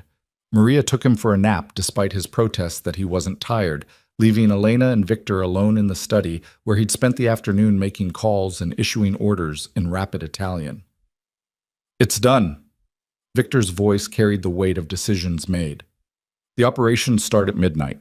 By this time tomorrow, the Marchesi family will be crippled. By the end of the week, they'll be history." "How many people, Victor?" Elena needed to know. "How many people are going to die because they saw us in a bakery?" "Everyone who made the choice to pursue it." Victor's honesty was brutal. The soldiers who accepted the contract, the lieutenants who authorized it, the underboss who thought threatening my family was a viable strategy, they're all complicit. They all die. And the ones who had no choice, the wives, the children, the people caught in the crossfire? There won't be crossfire. Victor's certainty was absolute. "I don't kill civilians, Elena. I don't hurt innocents. Every target has been vetted, every operation planned to minimize collateral damage. This is surgical, not scorched earth." "You really believe that makes it better?" "I believe it makes it necessary." Victor moved to pour himself a drink, offered her one. She shook her head. "I believe that men who choose violence as profession accept the consequences. I believe that protecting my son is worth any price, including the lives of people who would destroy him without hesitation." Elena accepted the harsh logic because what choice did she have? "When do you leave?" 6 hours. I'll say goodbye to Noah before I go, but I won't tell him where or why. As far as he knows, I have business meetings." Victor's expression softened. "I don't want him scared. I don't want him waiting and worrying. I want him to just be a kid while I'm gone." "He'll ask about you." "Then tell him I'll be back soon. Tell him I'm thinking about him. Tell him—" Victor's voice cracked. "Tell him his father loves him more than anything in this world. Tell him I'm doing this so he can sleep without fear." The raw emotion in Victor's voice undid something in Elena's carefully maintained distance. She crossed to him, took the drink from his hand, set it aside. "Come back alive. Whatever you have to do, whoever you have to kill, just come back alive. Noah needs his father." "And you?" Victor's hand settled at her waist. "What do you need, Elena?" The honest answer terrified her. "I need you to stop making me feel things I swore I'd never feel again. I need you to stop being gentle and complicated, and exactly what I wanted you to be 6 years ago. I need you to be the monster so I can hate you without guilt." "Sorry to disappoint." Victor's smile was sad. "But that monster learned something in 6 years of searching for you. He learned that control isn't love, possession isn't partnership, and cages kill the things you're trying to protect. I can't go back to being what I was, not after seeing what it cost me. You really think you can change? That you can be this soft, gentle father while also being a man who orders executions? I don't know. Victor's honesty was devastating. But I'm going to try. For him. For you. For whatever version of us might exist if I can prove I'm worth the risk. Elena should push him away. Should maintain boundaries. Should protect herself from the inevitable heartbreak of loving a man who lived in darkness. Instead, she pulled him closer, pressed her face to his chest, let him hold her the way he had years ago when the world was simpler and she'd been naive enough to think love conquered all. Don't die. The words muffled against his shirt. Don't you dare die and leave me to explain to our son why his father's dead. I won't. Victor's arms tightened around her. I have too much to live for now, too much to lose. I'll be careful. I'll be smart. And I'll come back to both of you. They stood like that until Marco knocked, announcing preparations were complete. Victor released Elena reluctantly, his hands lingering like he was memorizing her. 3 days. He made it a promise. 4 at most. Then I'm back and we figure out what comes next. What if? No what ifs. Victor's finger pressed to her lips. Just trust that I know what I'm doing. Trust that I've survived worse odds. Trust that I have everything to fight for now. He left her in the study, went upstairs to say goodbye to Noah, who was just waking from his nap. Elena heard their voices, Victor's deep rumble and Noah's excited chatter, and felt her heart clench with the impossibility of everything they were trying to build. When Victor emerged 20 minutes later, his expression was carefully controlled, but his eyes carried the weight of a father leaving his child. He paused at the top of the stairs, looked down to where Elena waited. If something happens, if things go wrong, Marco has instructions. He'll get you out. New identities, new location, everything you need. Don't argue, don't wait, just run. Promise me. I already promised. Promise again. Victor descended the stairs with lethal grace. Promise you'll save yourself and Noah if this goes bad. I promise. The lie tasted like ash because they both knew she'd wait, would hope, would give him every possible second to come home before she ran. Victor knew it too. His smile acknowledged the deception even as he accepted it. You're a terrible liar. Always were. He pulled her into one final embrace, his lips brushing her temple. I love you, Elena. Never stopped. Never will. Whatever happens in the next few days, know that everything I do is for you and our son. Then he was gone, disappearing into the night with 6 men who moved like shadows. Elena stood at the window watching the SUVs pull away, their taillights vanishing down the long driveway. Behind her, Noah called out asking where Victor had gone. Elena turned from his window, painted on a smile, and went to lie to her son about business meetings and soon returns. But in her chest, her heart hammered with the certainty that Victor was walking into something that might consume him completely. And if he didn't come back, she'd have to decide whether to honor his wish and run or stay and fight for the family they'd barely started building.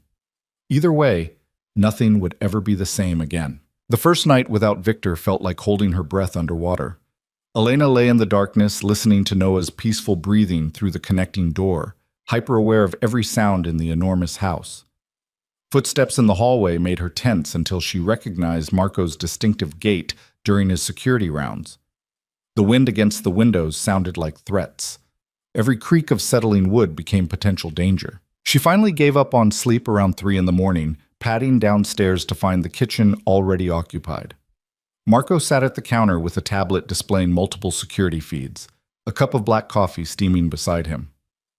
Mrs. Moretti. He stood when she entered, ever the professional. Can't sleep? Don't call me that. Elena moved to the coffee maker, poured herself a cup she didn't want just to have something to do with her hands. And no, you? I don't sleep when the boss is in the field. Marco's honesty was matter of fact. Someone needs to watch the home front. Elena studied him properly for the first time. Mid-40s, she guessed, with the kind of worn competence that spoke of decades in Victor's world. Scars marked his knuckles.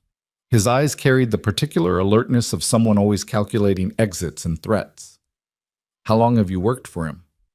22 years. Since we were both stupid kids running numbers in Brooklyn. Marco's smile was brief. He saved my life, twice. I've been returning the favor ever since. Is he good at this? The violence, the war? Elena hated asking, but needed to know. Does he usually come back? Marco's expression softened with something that might have been sympathy. Victor Moretti is the most dangerous man I've ever known.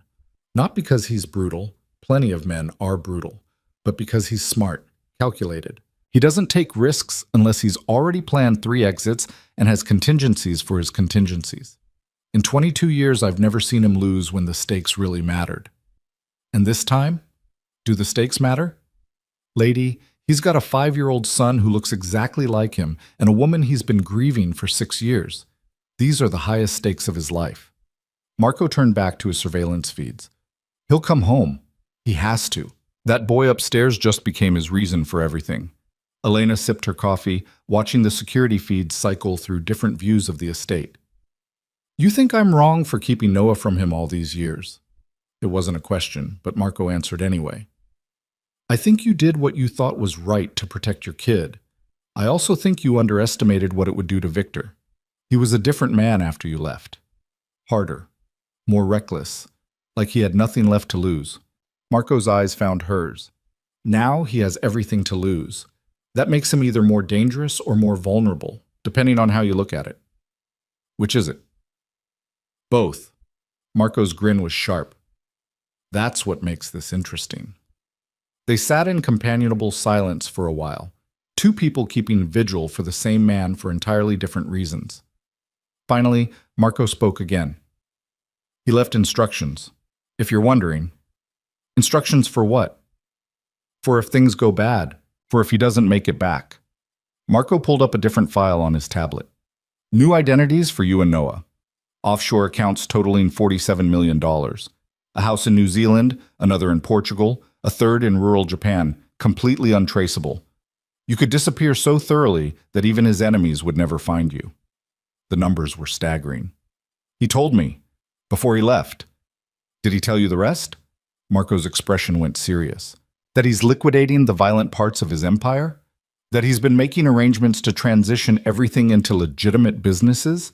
That he's planning an exit strategy that doesn't involve dying in a shootout? Elena's coffee cup paused halfway to her lips. What?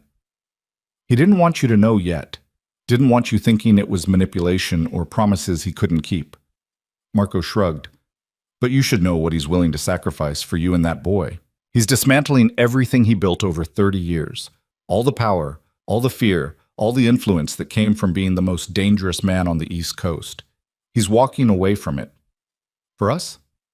For the chance to be the father his kid deserves. For the possibility you might forgive him enough to try again.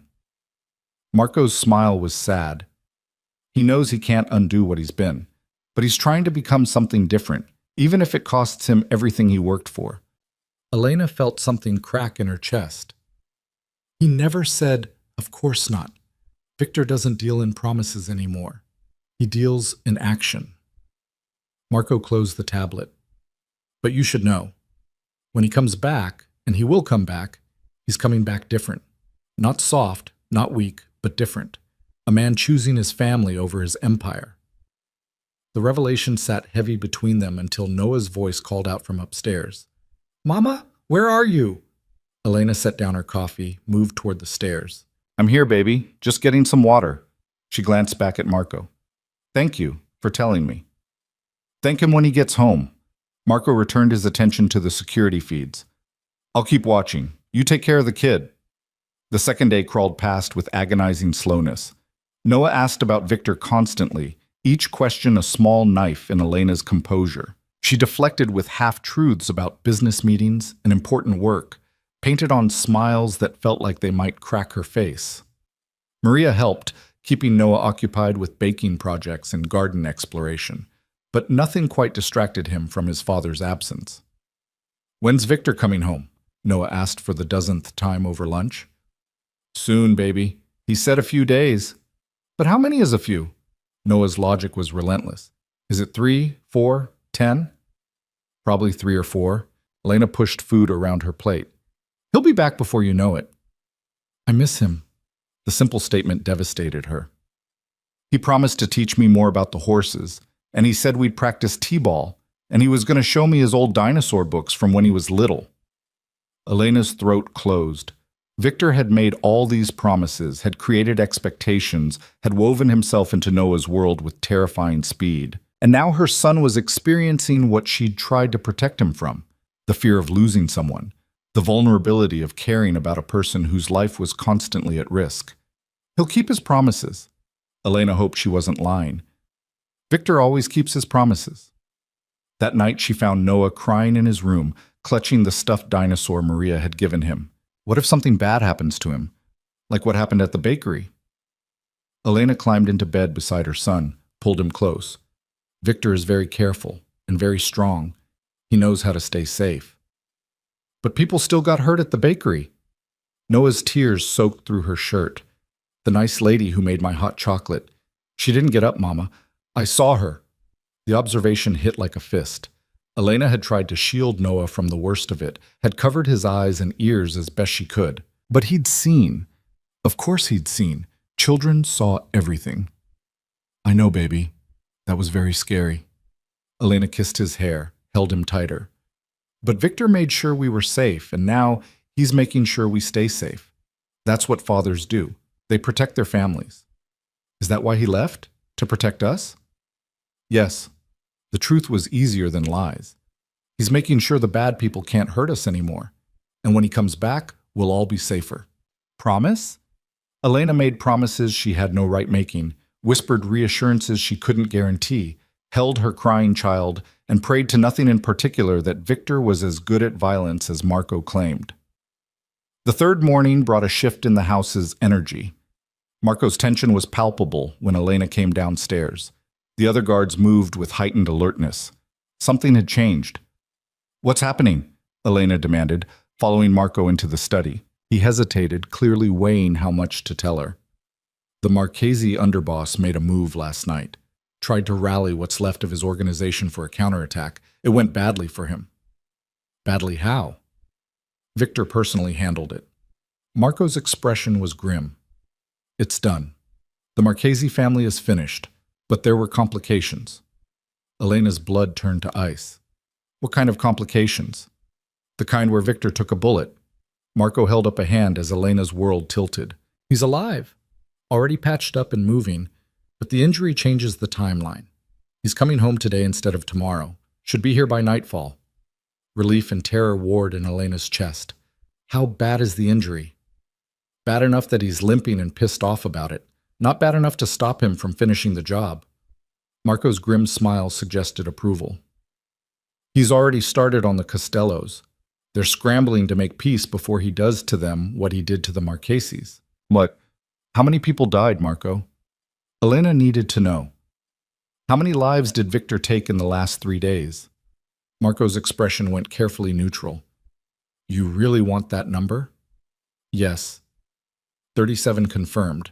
Another dozen probable but unconfirmed. Marco's voice carried no emotion. Every single one of them made the choice to threaten you and Noah. Every single one of them knew the consequences. 37 people. Elena felt the weight of it settle over her like a shroud. 37 lives ended because she'd walked into a bakery. Because Victor had recognized his son. Because she'd set in motion a series of events that culminated in mass death. Hey. Marco's hand on her shoulder pulled her back from the spiral. Don't do that. Don't take responsibility for choices other people made. Those men decided to hunt a 5-year-old child. They decided to put a bounty on your head. They decided violence was an acceptable response. Victor just made sure they couldn't follow through. That doesn't make it better. It makes it necessary. Marco's interruption was firm. And if you're going to survive in this world, even temporarily, even just until Victor can transition out, you need to understand that distinction. Necessary doesn't mean good. It just means the alternative is worse. Elena wanted to argue, to maintain her moral high ground, to insist there had to be another way. But she kept seeing the bakery, kept remembering Noah's terrified sobs, kept feeling the very real possibility of losing everything. When he gets here, I want to see him immediately. Her voice came out steadier than she felt. Before he even sees Noah, I need to know he's really okay. Done. Marco nodded approval. I'll have him come to you first. Fair warning, though. He's not going to look great. Shoulder wound, lots of bruising, probably running on pure adrenaline and stubbornness. I don't care what he looks like. I just need to see him breathing. The day dragged with excruciating slowness. Elena tried to keep Noah occupied, but her attention kept drifting to the windows, watching for vehicles that didn't come. Maria made dinner that no one had appetite for. The guards rotated with military precision, all of them clearly waiting for their boss to return. Finally, as the sun began its descent, Marco's phone buzzed. He checked it, then looked at Elena. 10 minutes out. I'll take Noah to the game room. You meet Victor in the study. Elena's heart hammered as she made her way to the study, as she stood there feeling like a wife waiting for her husband to return from war. Which was ridiculous because she wasn't Victor's wife anymore, hadn't been for 6 years, shouldn't care this much whether he was hurt or whole. But she did care. Somewhere in the last 3 days of waiting and worrying and watching her son grieve his father's absence, she'd started caring again in ways that terrified her. The sound of vehicles in the driveway made her pulse spike, doors opening, low voices, footsteps approaching. Then Victor was there, filling the doorway with his presence, despite the visible exhaustion etched into his features. He looked like hell. His left arm hung in a makeshift sling. Bruises darkened his jaw and temple. He moved with the careful stiffness of someone managing pain through sheer willpower. But he was alive, breathing, standing in front of her with those storm-gray eyes that had haunted her dreams for 6 years. Elena. Her name came out rough and grateful. I'm home. Then she was moving, closing the distance between them, her hands frantically searching for injuries even as she tried not to hurt him. You got shot. Marco said you got shot. Through and through, clean wound. Already stitched.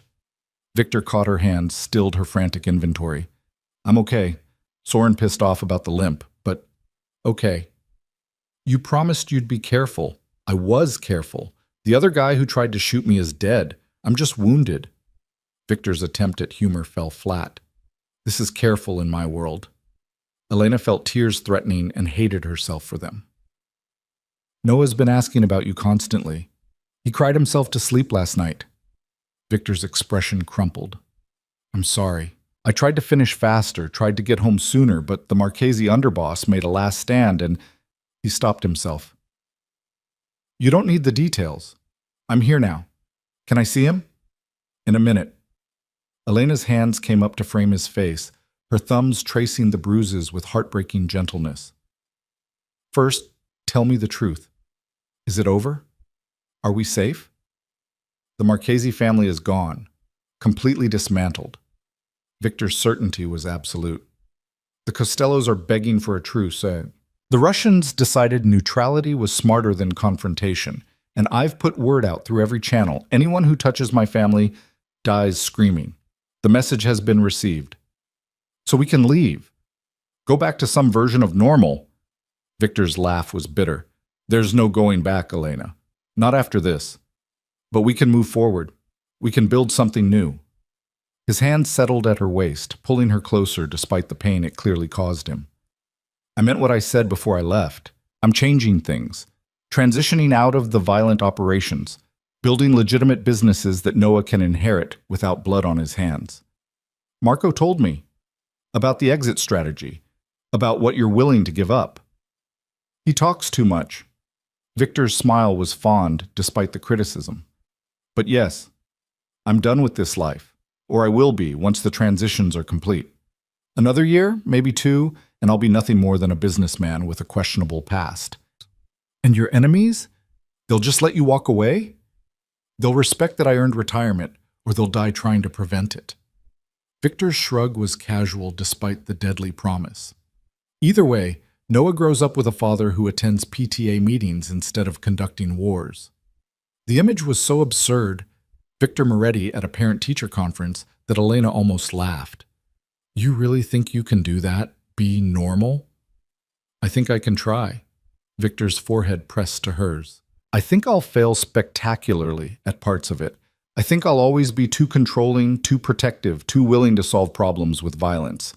But I'll try because he deserves a father who tries. And you deserve a partner who actually puts you first instead of just claiming to. Victor, I love you. The confession came raw and desperate. I loved you 6 years ago, even though I showed it wrong. I loved you every day you were gone, and I love you now, standing here bleeding and exhausted, more certain of this than anything in my life. You don't have to love me back. You don't have to forgive what I was. But I need you to know. Elena's tears finally spilled over. You can't just say things like that. Why not? I spent 6 years not saying it, thinking I had time, thinking you knew. Then you were gone, and I'd never actually told you. Victor's thumbs brushed her tears away. I'm done assuming. I'm done leaving things unsaid. I love you, Elena Cross. I love our son. And I'll spend whatever time I have left proving I can be worthy of both of you. The words undid her completely. She kissed him before she could think better of it, her lips finding his with desperate need. Victor made a sound between pain and relief, kissing her back with the fervor of a man starved for this connection. They broke apart when his sharp inhale indicated the kiss was aggravating his injuries. Elena pulled back, steadying him when he swayed slightly. You need rest, medical attention, probably pain medication, and I need to see my son. Victor's priority was clear. Then I'll rest. Then I'll let the doctor fuss. But first, I need Noah to know I came home like I promised. Elena couldn't argue with that. He's in the game room with Marco, but Victor, he saw things at the bakery. He's been having nightmares. He's scared of losing you. Then I'll show him I'm here, that I kept my promise. Victor moved toward the door, limping but determined. That's what fathers do, right?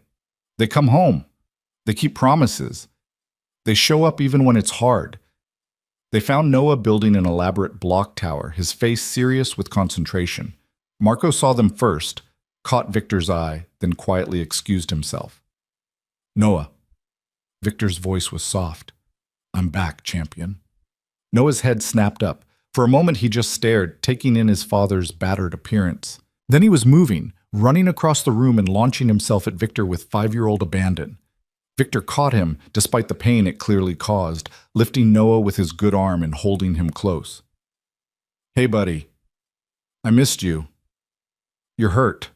Noah pulled back, his small hands hovering over the sling. Did the bad people hurt you? A little, but I'm okay. Victor settled onto the couch, keeping Noah in his lap. See? Still here. Still keeping promises. You said you'd teach me t-ball. Noah's accusation was heartbreaking.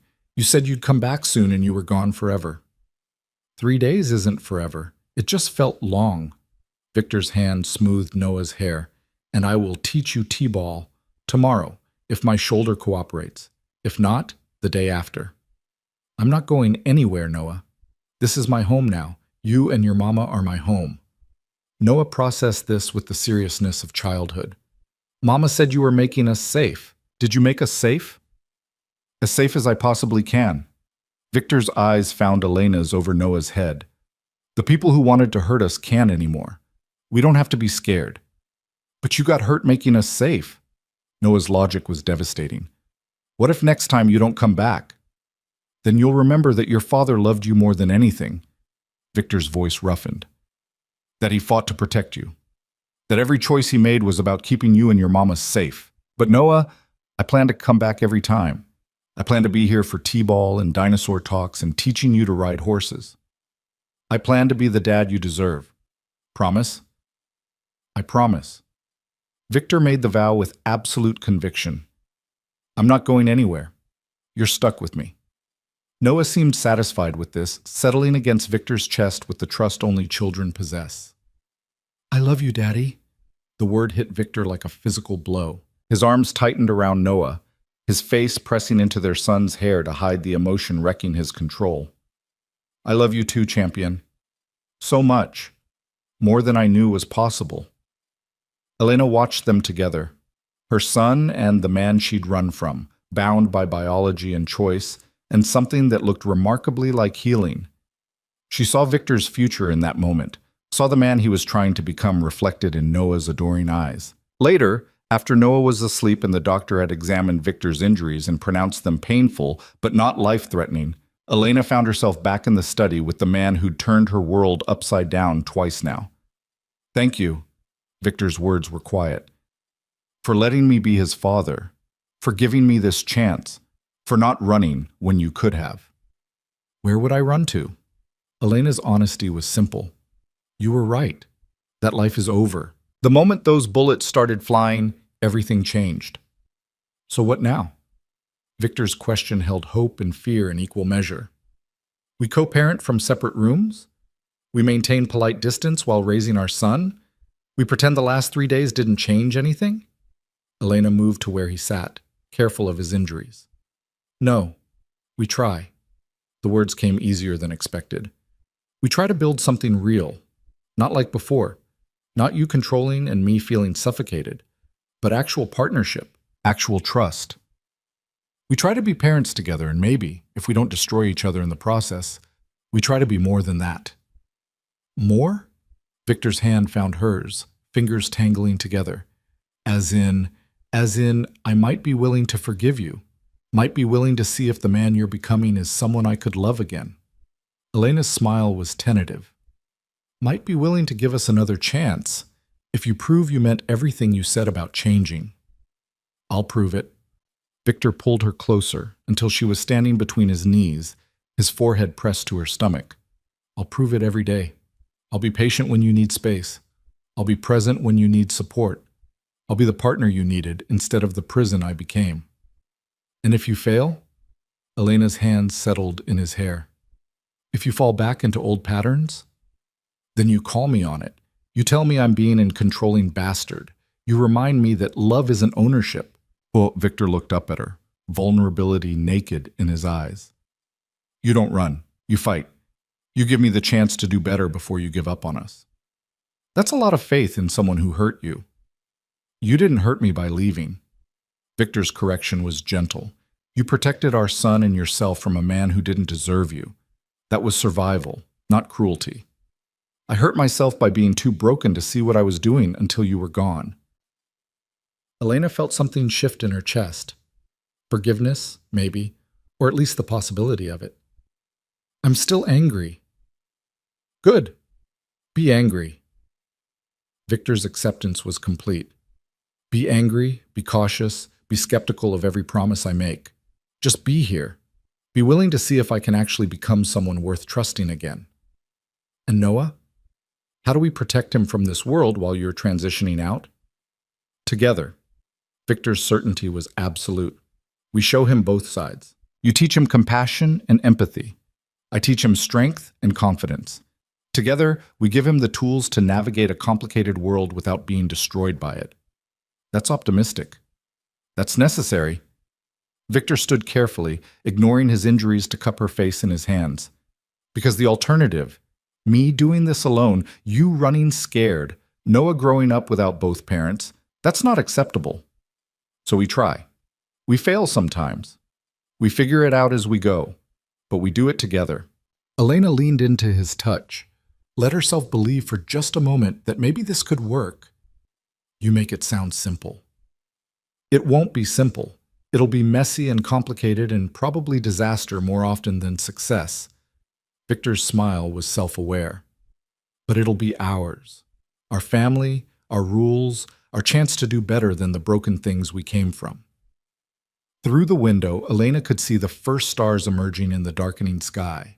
Tomorrow would bring new challenges. Victor's recovery, the continued threat assessment, decisions about Noah's future.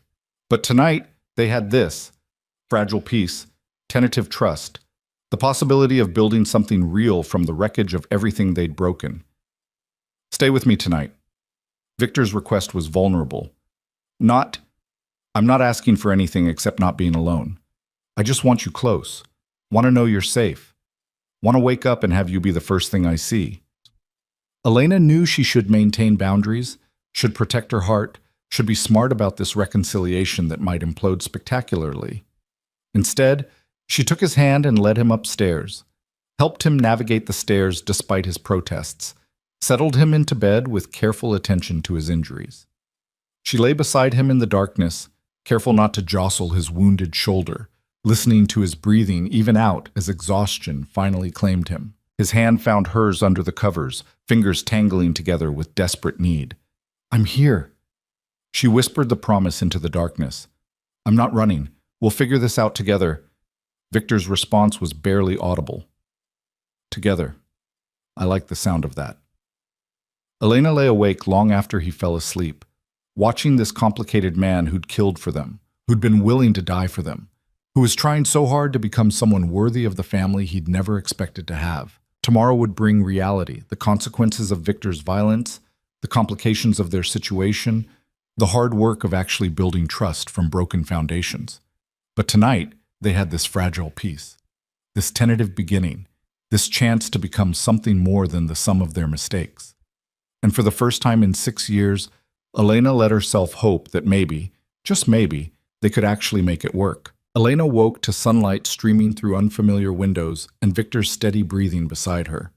For a disoriented moment, she forgot the last 4 days, forgot the bullets and blood and the man who'd walked back into her life with the force of destiny. Then she felt his hand still tangled with hers beneath the covers, and memory crashed back with everything it carried.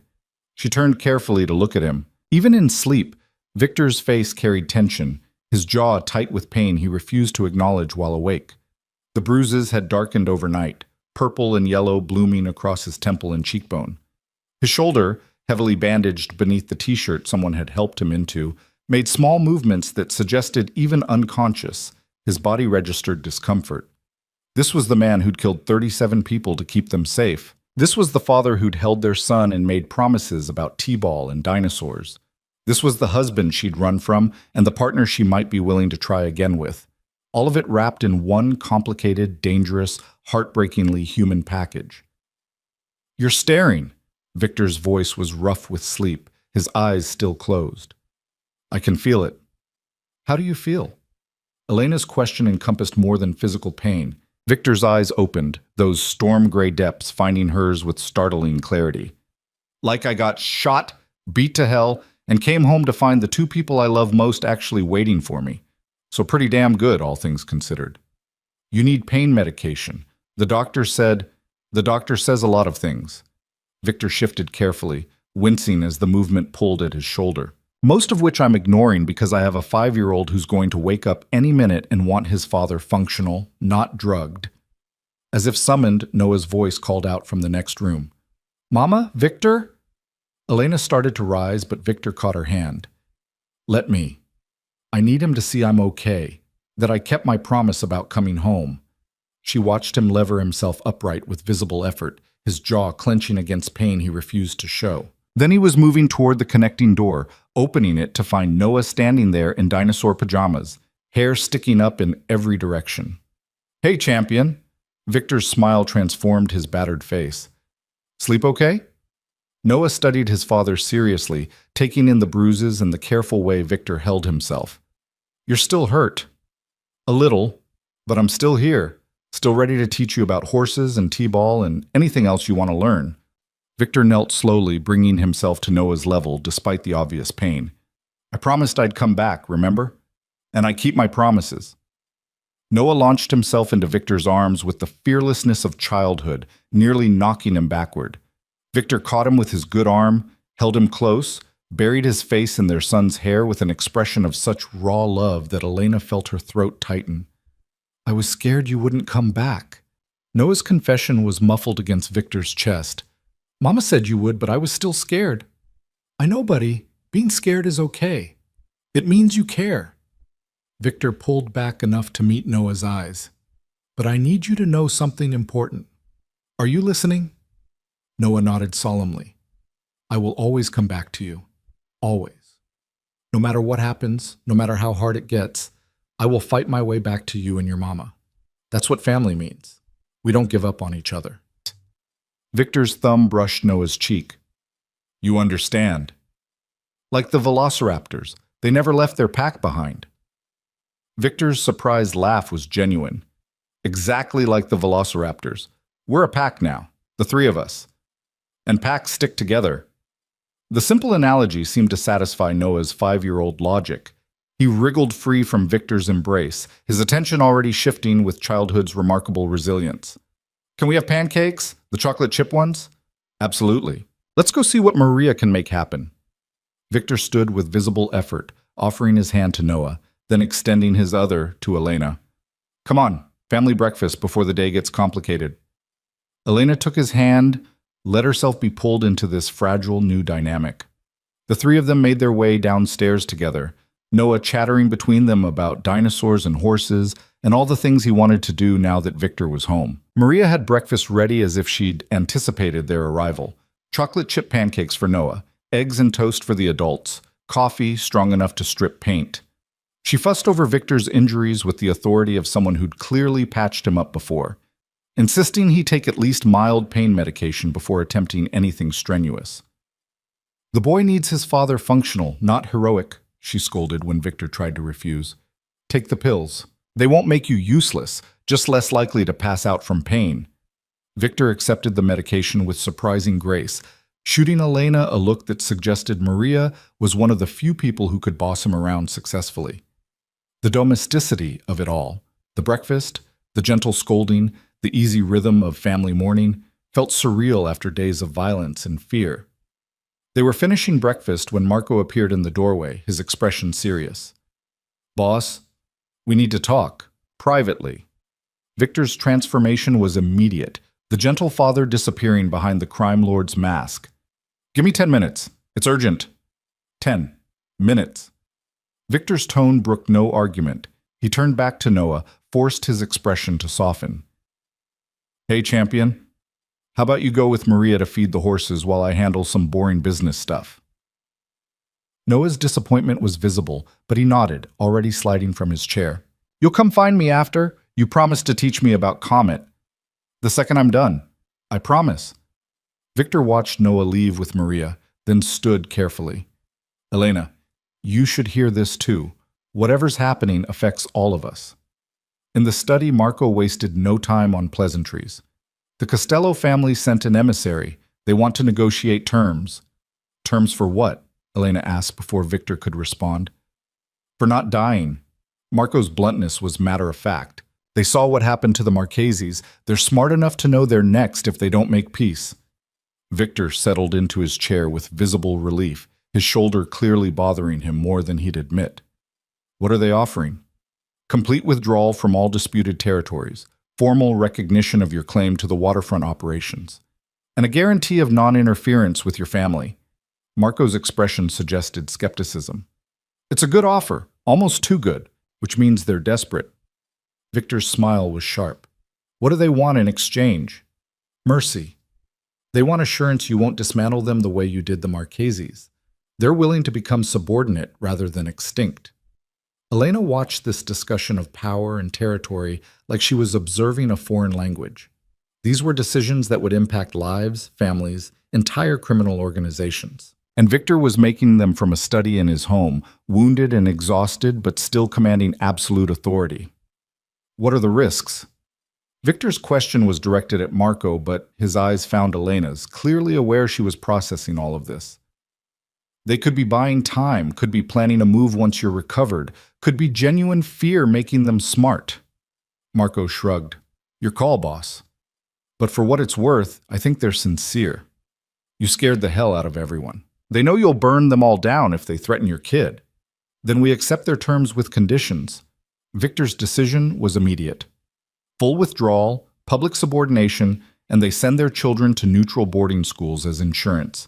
They stay loyal, their kids get excellent educations. They make a move, their kids become leverage. The casual mention of using children as collateral made Elena's stomach turn. "Victor, relax. The kids go to actual schools, get actual educations, live actual lives. They're just insurance that keeps parents honest." Victor's expression softened when he saw her distress. "I'm not threatening children, Elena. I'm making their safety contingent on their parents' good behavior. It's practical, not cruel." "It's still using innocence. Welcome to my world." Victor's interruption was gentle but firm. "This is how power works. This is how I keep Noah safe. I make examples of those who threaten us and offer mercy to those who surrender. It's brutal, but effective." Marco cleared his throat. "There's more. The Russians want a meeting, face to face. They're proposing neutral ground, no weapons, just conversation." "About what?" "About staying out of each other's way. They respect what you did, the speed, the efficiency, the message it sent. They want to formalize non-aggression.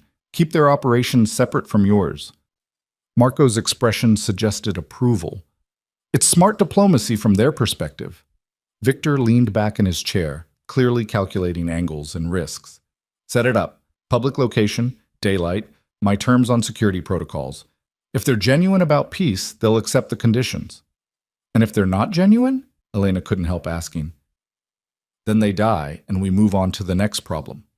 Victor's casual certainty about dealing death should have horrified her. Instead, she found herself numbly accepting this was who he was, what he did, how he protected them. But I don't think they're playing games. The Russians are pragmatic. They saw an opportunity for expansion when the Marquesas fell. Now they're seeing that expansion comes with consequences they're not willing to pay. Marco nodded. I'll make the arrangements. Anything else? Yes. Accelerate the transition timeline. I want full legitimization of all operations within 18 months, not 2 years. Every dollar needs to be clean.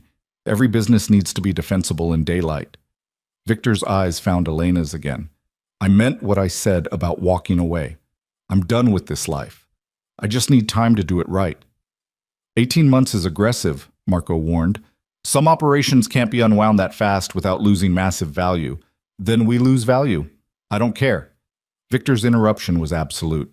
My son starts kindergarten in 6 months. I want to be able to attend parent-teacher conferences without wondering if the FBI is photographing attendees.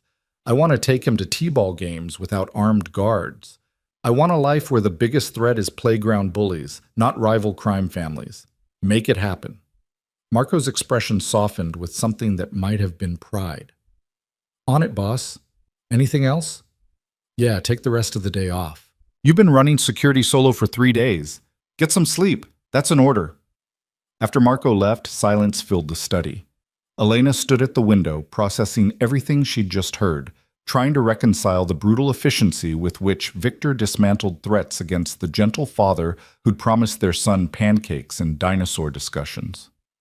Say it. Victor's voice came from behind her. Whatever you're thinking, just say it. I don't know what I'm thinking. Elena's honesty was raw. Part of me is horrified by how casually you discuss killing people. Part of me is grateful you're willing to do it to keep us safe. Part of me is terrified of what Noah learns growing up around this. And part of me... She stopped herself. Part of you what? Victor's hand settled on her shoulder, gentle despite the conversation they were having. Part of me understands why you do it. The admission cost her. Part of me looks at our son and knows I do terrible things to protect him too. Maybe not the same things, maybe not with the same efficiency, but I'd cross lines I never thought I would. And that scares me more than anything else. Victor turned her to face him, his hands framing her face with heartbreaking tenderness. That's what makes you human, Elena. That capacity for violence in service of love. It doesn't make you a monster. It makes you a mother. But where does it end? When do we stop justifying brutality because it protects the people we love? When the threats stop coming, when we've built enough walls, made enough examples, created enough fear that people know attacking us isn't worth the cost. Victor's thumb brushed her cheekbone. I know it's not the answer you want. You want me to say there's a moral way to handle immoral people. But there isn't. There's just survival and the price we're willing to pay for it. Elena leaned into his touch despite herself. I hate that you're right. I hate that I'm right too. Victor's smile was sad.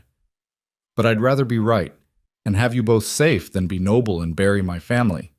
That's the choice I'm making. The only choice I can make. They stood like that for a long moment, two people trying to find common ground in an impossible situation. Finally, Elena spoke. 18 months. You really think you can walk away in 18 months? I have to. For Noah. For you. For any chance we have at something resembling normal. Victor's conviction was absolute.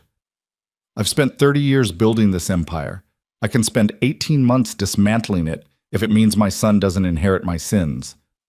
And if your enemies don't let you walk away, then they become examples of why others should. Victor's certainty carried the weight of absolute power. But most will let me go. I've earned retirement. And the ones who don't, he shrugged with his good shoulder. Well, that's what the next 18 months are for. Making sure no one's stupid enough to try. A knock on the door interrupted them. Maria appeared, Noah beside her, both of them clearly having heard raised voices and come to investigate. "Everything okay?" Maria's question was pointed. The little one was worried about his parents fighting.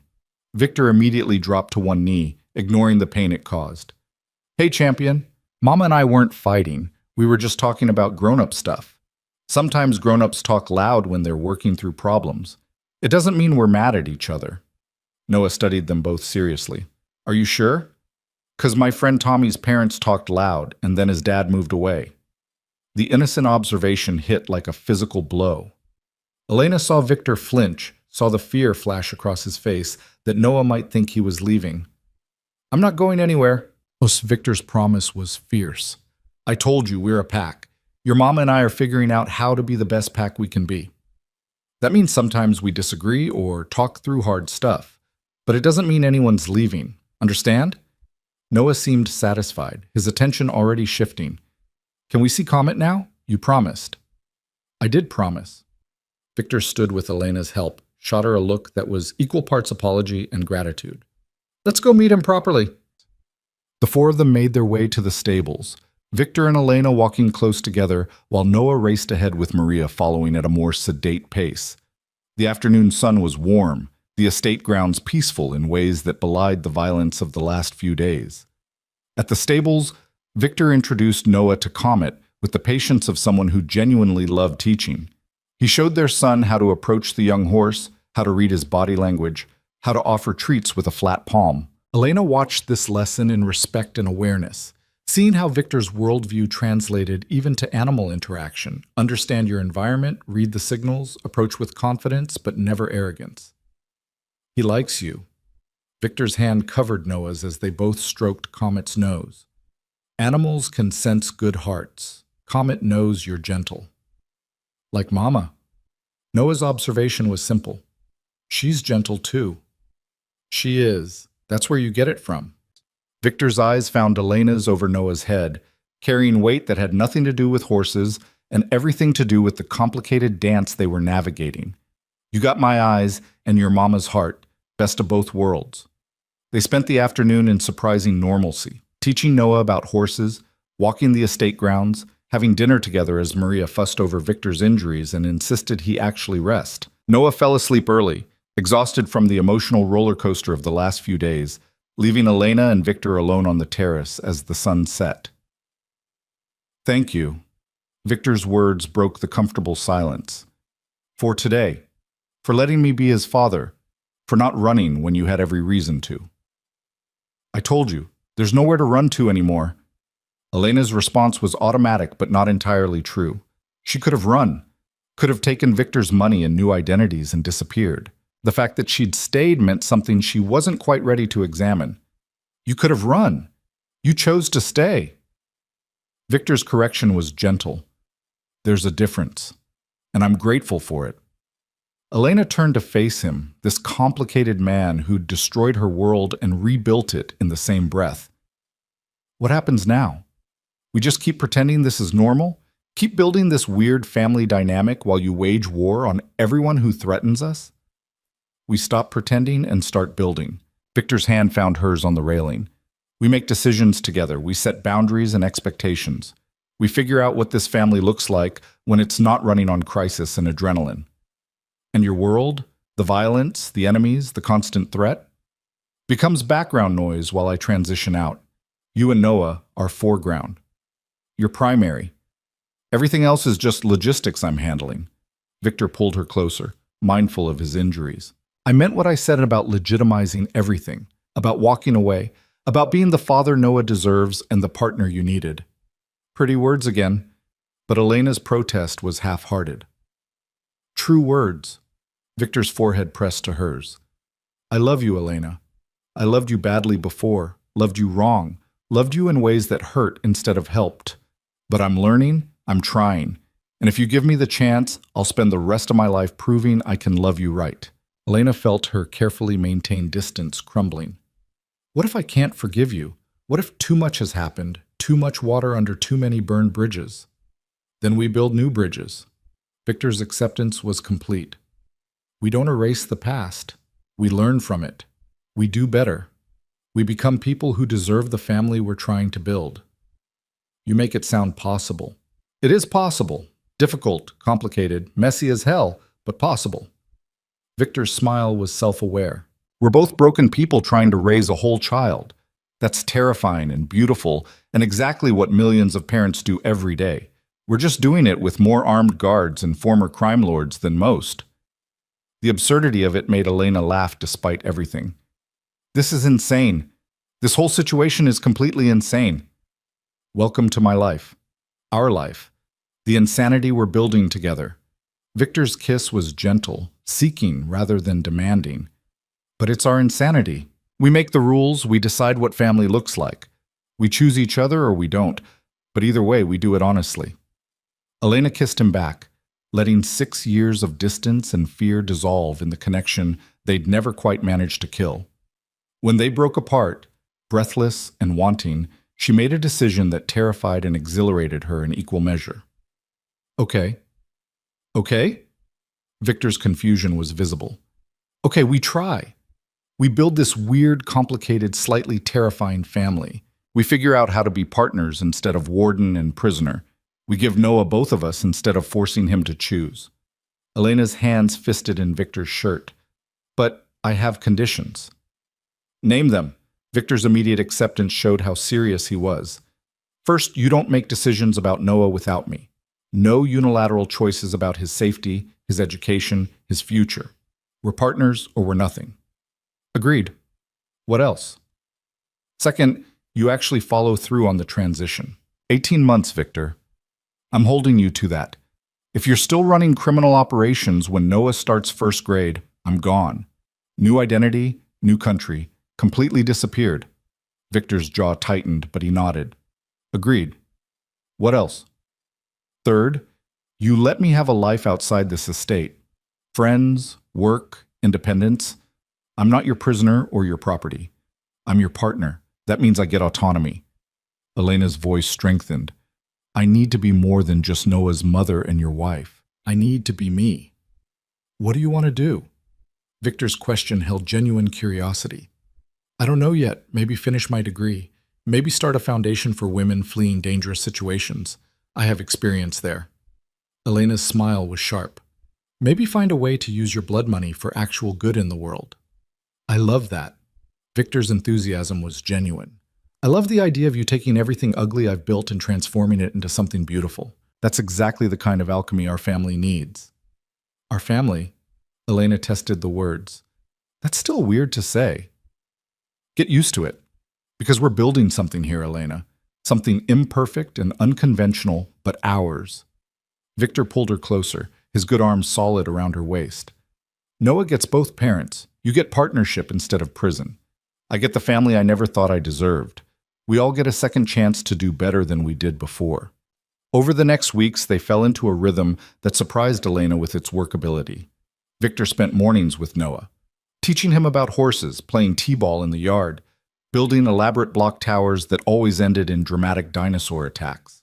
Afternoons he spent on business calls and meetings, gradually dismantling the violent empire he'd built while Elena researched foundation structures and started planning the nonprofit that would channel his money into helping women escape exactly the situations she'd fled. Marco became a constant presence, part bodyguard, part uncle figure to Noah, always hovering in the background to ensure their safety. Maria ran the household with quiet efficiency, feeding them and fussing over them in equal measure. The guards rotated through their shifts with professional discretion, present but not intrusive. Elena watched Victor transform before her eyes. The brutal crime lord softened around their son, became patient and playful, and surprisingly gentle. He attended a parent meeting for Noah's upcoming kindergarten enrollment, sitting in a classroom designed for 5-year-olds and discussing education philosophies with teachers who had no idea the polite, attentive father was also a man who'd killed dozens. The meeting with the Russians happened on neutral ground, a public park in broad daylight with dozens of witnesses. Victor returned unharmed and satisfied, a non-aggression pact signed and sealed with promises that would be kept because both sides understood the cost of breaking them. The Costellos sent their children to boarding schools in Switzerland and England, their compliance absolute after witnessing the Marchese family's complete dismantlement. Other smaller organizations either fell in line or quietly dissolved, none of them willing to test whether Victor's protection of his family extended to preemptive strikes. Through it all, Elena and Victor navigated the complicated terrain of rebuilding trust. They had good days where everything felt possible, and hard days where old patterns threatened to reassert themselves. They fought about boundaries and parenting, and how much danger was acceptable in their new normal. They made up with honest conversations and genuine compromise in the slow realization that they were actually becoming partners instead of adversaries. 3 months after the bakery incident, Elena woke to find Victor already awake beside her, watching her with an expression she couldn't quite read. "What?" She touched her face self-consciously. "Do I have something? I love you." The declaration was simple and devastating. "I know I've said it before. I know I'm probably saying it too much. But I need you to know it's real. Not desperation or fear of losing you or manipulation. Just love. Pure and simple and more certain than anything I've ever felt." Elena's throat tightened. "Victor, you don't have to say it back." Victor's thumb brushed her cheekbone. "You don't have to feel it yet, or maybe ever. I just need you to know that I do. That every choice I make, every decision about our future, every step toward legitimacy, it's all because I love you and Noah more than I've ever loved anything." The truth of it was written in his eyes, in the way he looked at her, in the man he was becoming. Elena felt her carefully guarded heart crack open just a little more. "I'm getting there." Her honesty was tentative. "I'm not there yet, but I'm getting there. The man you're becoming, the father, the partner, the person who's willing to dismantle everything for family, him I could love. I might already be starting to." Victor's smile was incandescent. "That's enough. More than enough. We'll get there together." They were interrupted by Noah's running footsteps and his delighted shout about Maria making special pancakes. The moment shattered into morning routine, but something had shifted between them, something that felt permanent. 6 months after the bakery, Victor made good on his promise. He signed papers transferring his last violent operation into legitimate holding companies. The docks became shipping and logistics. The protection rackets became private security firms. The money laundering became investment banking. Every dollar was clean, every business defensible, every connection severed from the criminal empire he'd built. He took Elena and Noah to the signing, made it a family event, showed their son what it looked like when someone chose family over power. "This is boring grown-up stuff," Noah complained, fidgeting in his chair. "This is your daddy choosing you over everything else." Elena's correction was gentle. "This is what love looks like. Making hard choices, giving up things that seem important, putting family first." Noah didn't fully understand, but he seemed to grasp that something significant was happening. "Are we safe now? Like really safe?" Victor knelt beside their son's chair, bringing himself to Noah's level. "We're as safe as I can make us, champion. There are no guarantees in life, but I've done everything possible to make sure the bad guys leave us alone. And if they don't..." He smiled with just a hint of the predator he'd been. "Well, your old man still remembers how to be very convincing about protecting his family." "Good." Noah's acceptance was simple. "Because I like it here. I like having a dad. I don't want anything to change." "Things will change, buddy. You'll grow up, start school, make friends, have adventures. But the important stuff, Mama and I loving you, us being a family, you being safe, that won't change. That's permanent." Victor's promise carried the weight of absolute conviction. That night, after Noah was asleep and the house had settled into quiet, Elena found Victor on the terrace where they'd had so many conversations about their complicated future. "You did it." She settled beside him, taking his hand without thought. "You actually walked away. I told you I would." Victor's smile was tired but satisfied. 18 months felt like forever when I was in it, but now it's done. I'm just a businessman with questionable past connections and a family I'd die to protect." "Just?" Elena's laugh was gentle. "Victor, you dismantled a criminal empire. You chose us over power. You became the father Noah deserves. That's not just anything. It's everything." Victor turned to face her fully. "You and Noah are everything. The rest was just noise I mistook for purpose. But this, being his dad, being your partner, building something real instead of something brutal, This is what I was supposed to be doing all along. Elena felt the last of her resistance crumble. She'd spent 6 years running from this man, 6 months learning to trust him again, countless hours building the fragile thing that might become love. And looking at him now, exhausted and satisfied and completely committed to the family they'd created, she realized she'd already fallen. I love you. The words came easier than expected. I didn't want to. I fought against it. I told myself you were still the man I ran from. But you're not. You're different, better, and the man you've become, him I love, completely, terrifyingly, without reservation.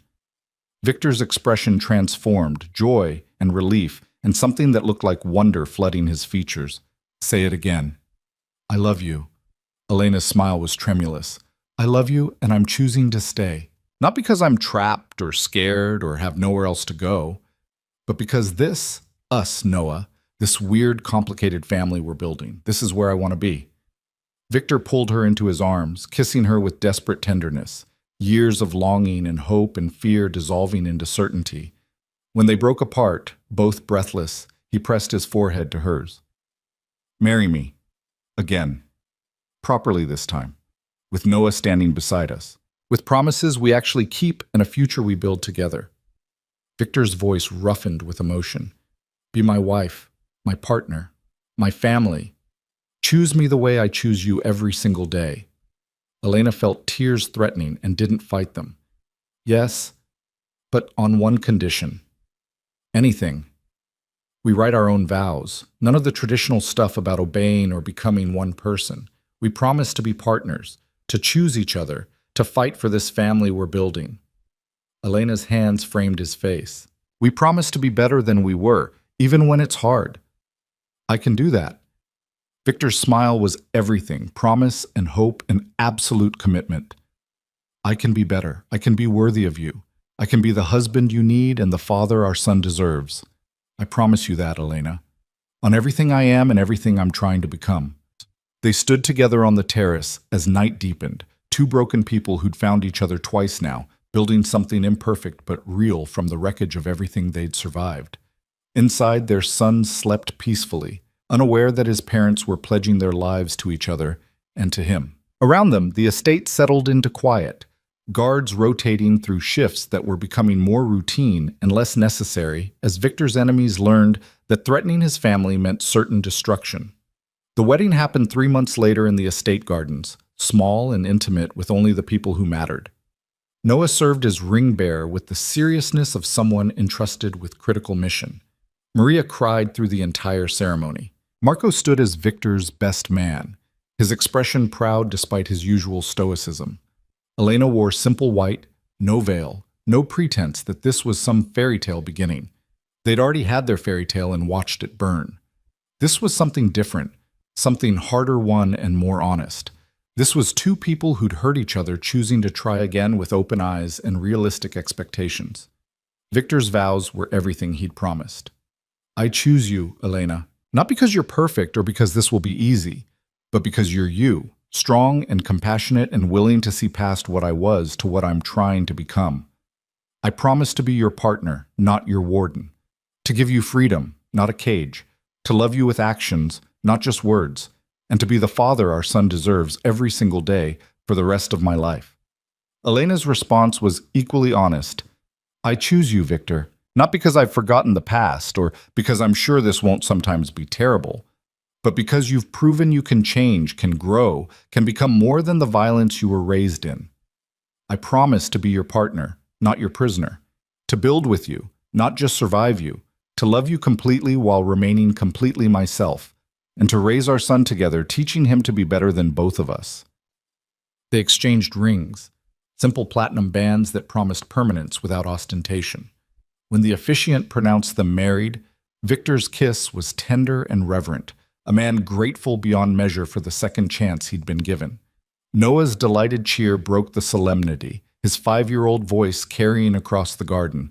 Now we're really a family, like a real pack. Victor swept their son into his arms, pulled Elena close with his other arm, held his entire world with the fierce protectiveness of someone who knew exactly how close he'd come to losing everything.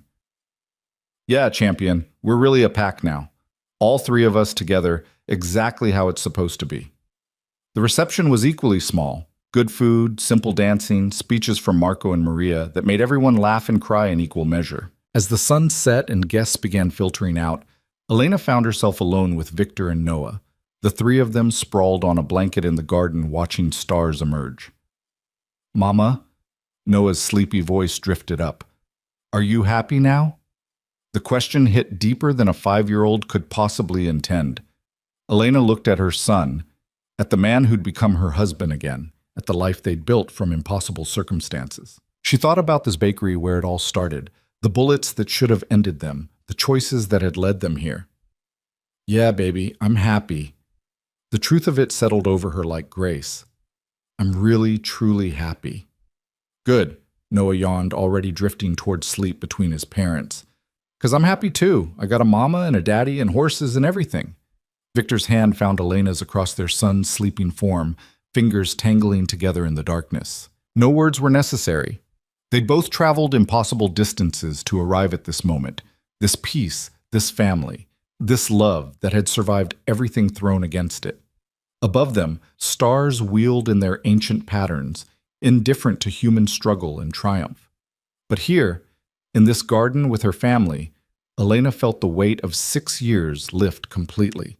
She wasn't running anymore, wasn't hiding, wasn't living in fear of the past catching up or the future falling apart. She was staying, choosing, building something permanent from the broken pieces of everything they'd been. And for the first time since she'd fled into the night carrying Victor's child, Elena Cross Moretti felt completely, utterly, impossibly safe. Not because there were no more threats, not because danger had magically disappeared, but because she'd stopped facing it alone. She had a partner who would move heaven and earth to protect their family, a son who reminded them both why fighting for peace mattered, a future that held possibility instead of just survival. I love you, she whispered into the darkness, to the man beside her and the child between them and the life they'd chosen together. Victor's response was certain and true. I love you too, both of you, more than anything, forever. And in that moment, with her family surrounding her and stars wheeling overhead, Elena believed him completely. This was their ending, their beginning, their imperfect, complicated, absolutely real happily ever after. Together, exactly as they were meant to be.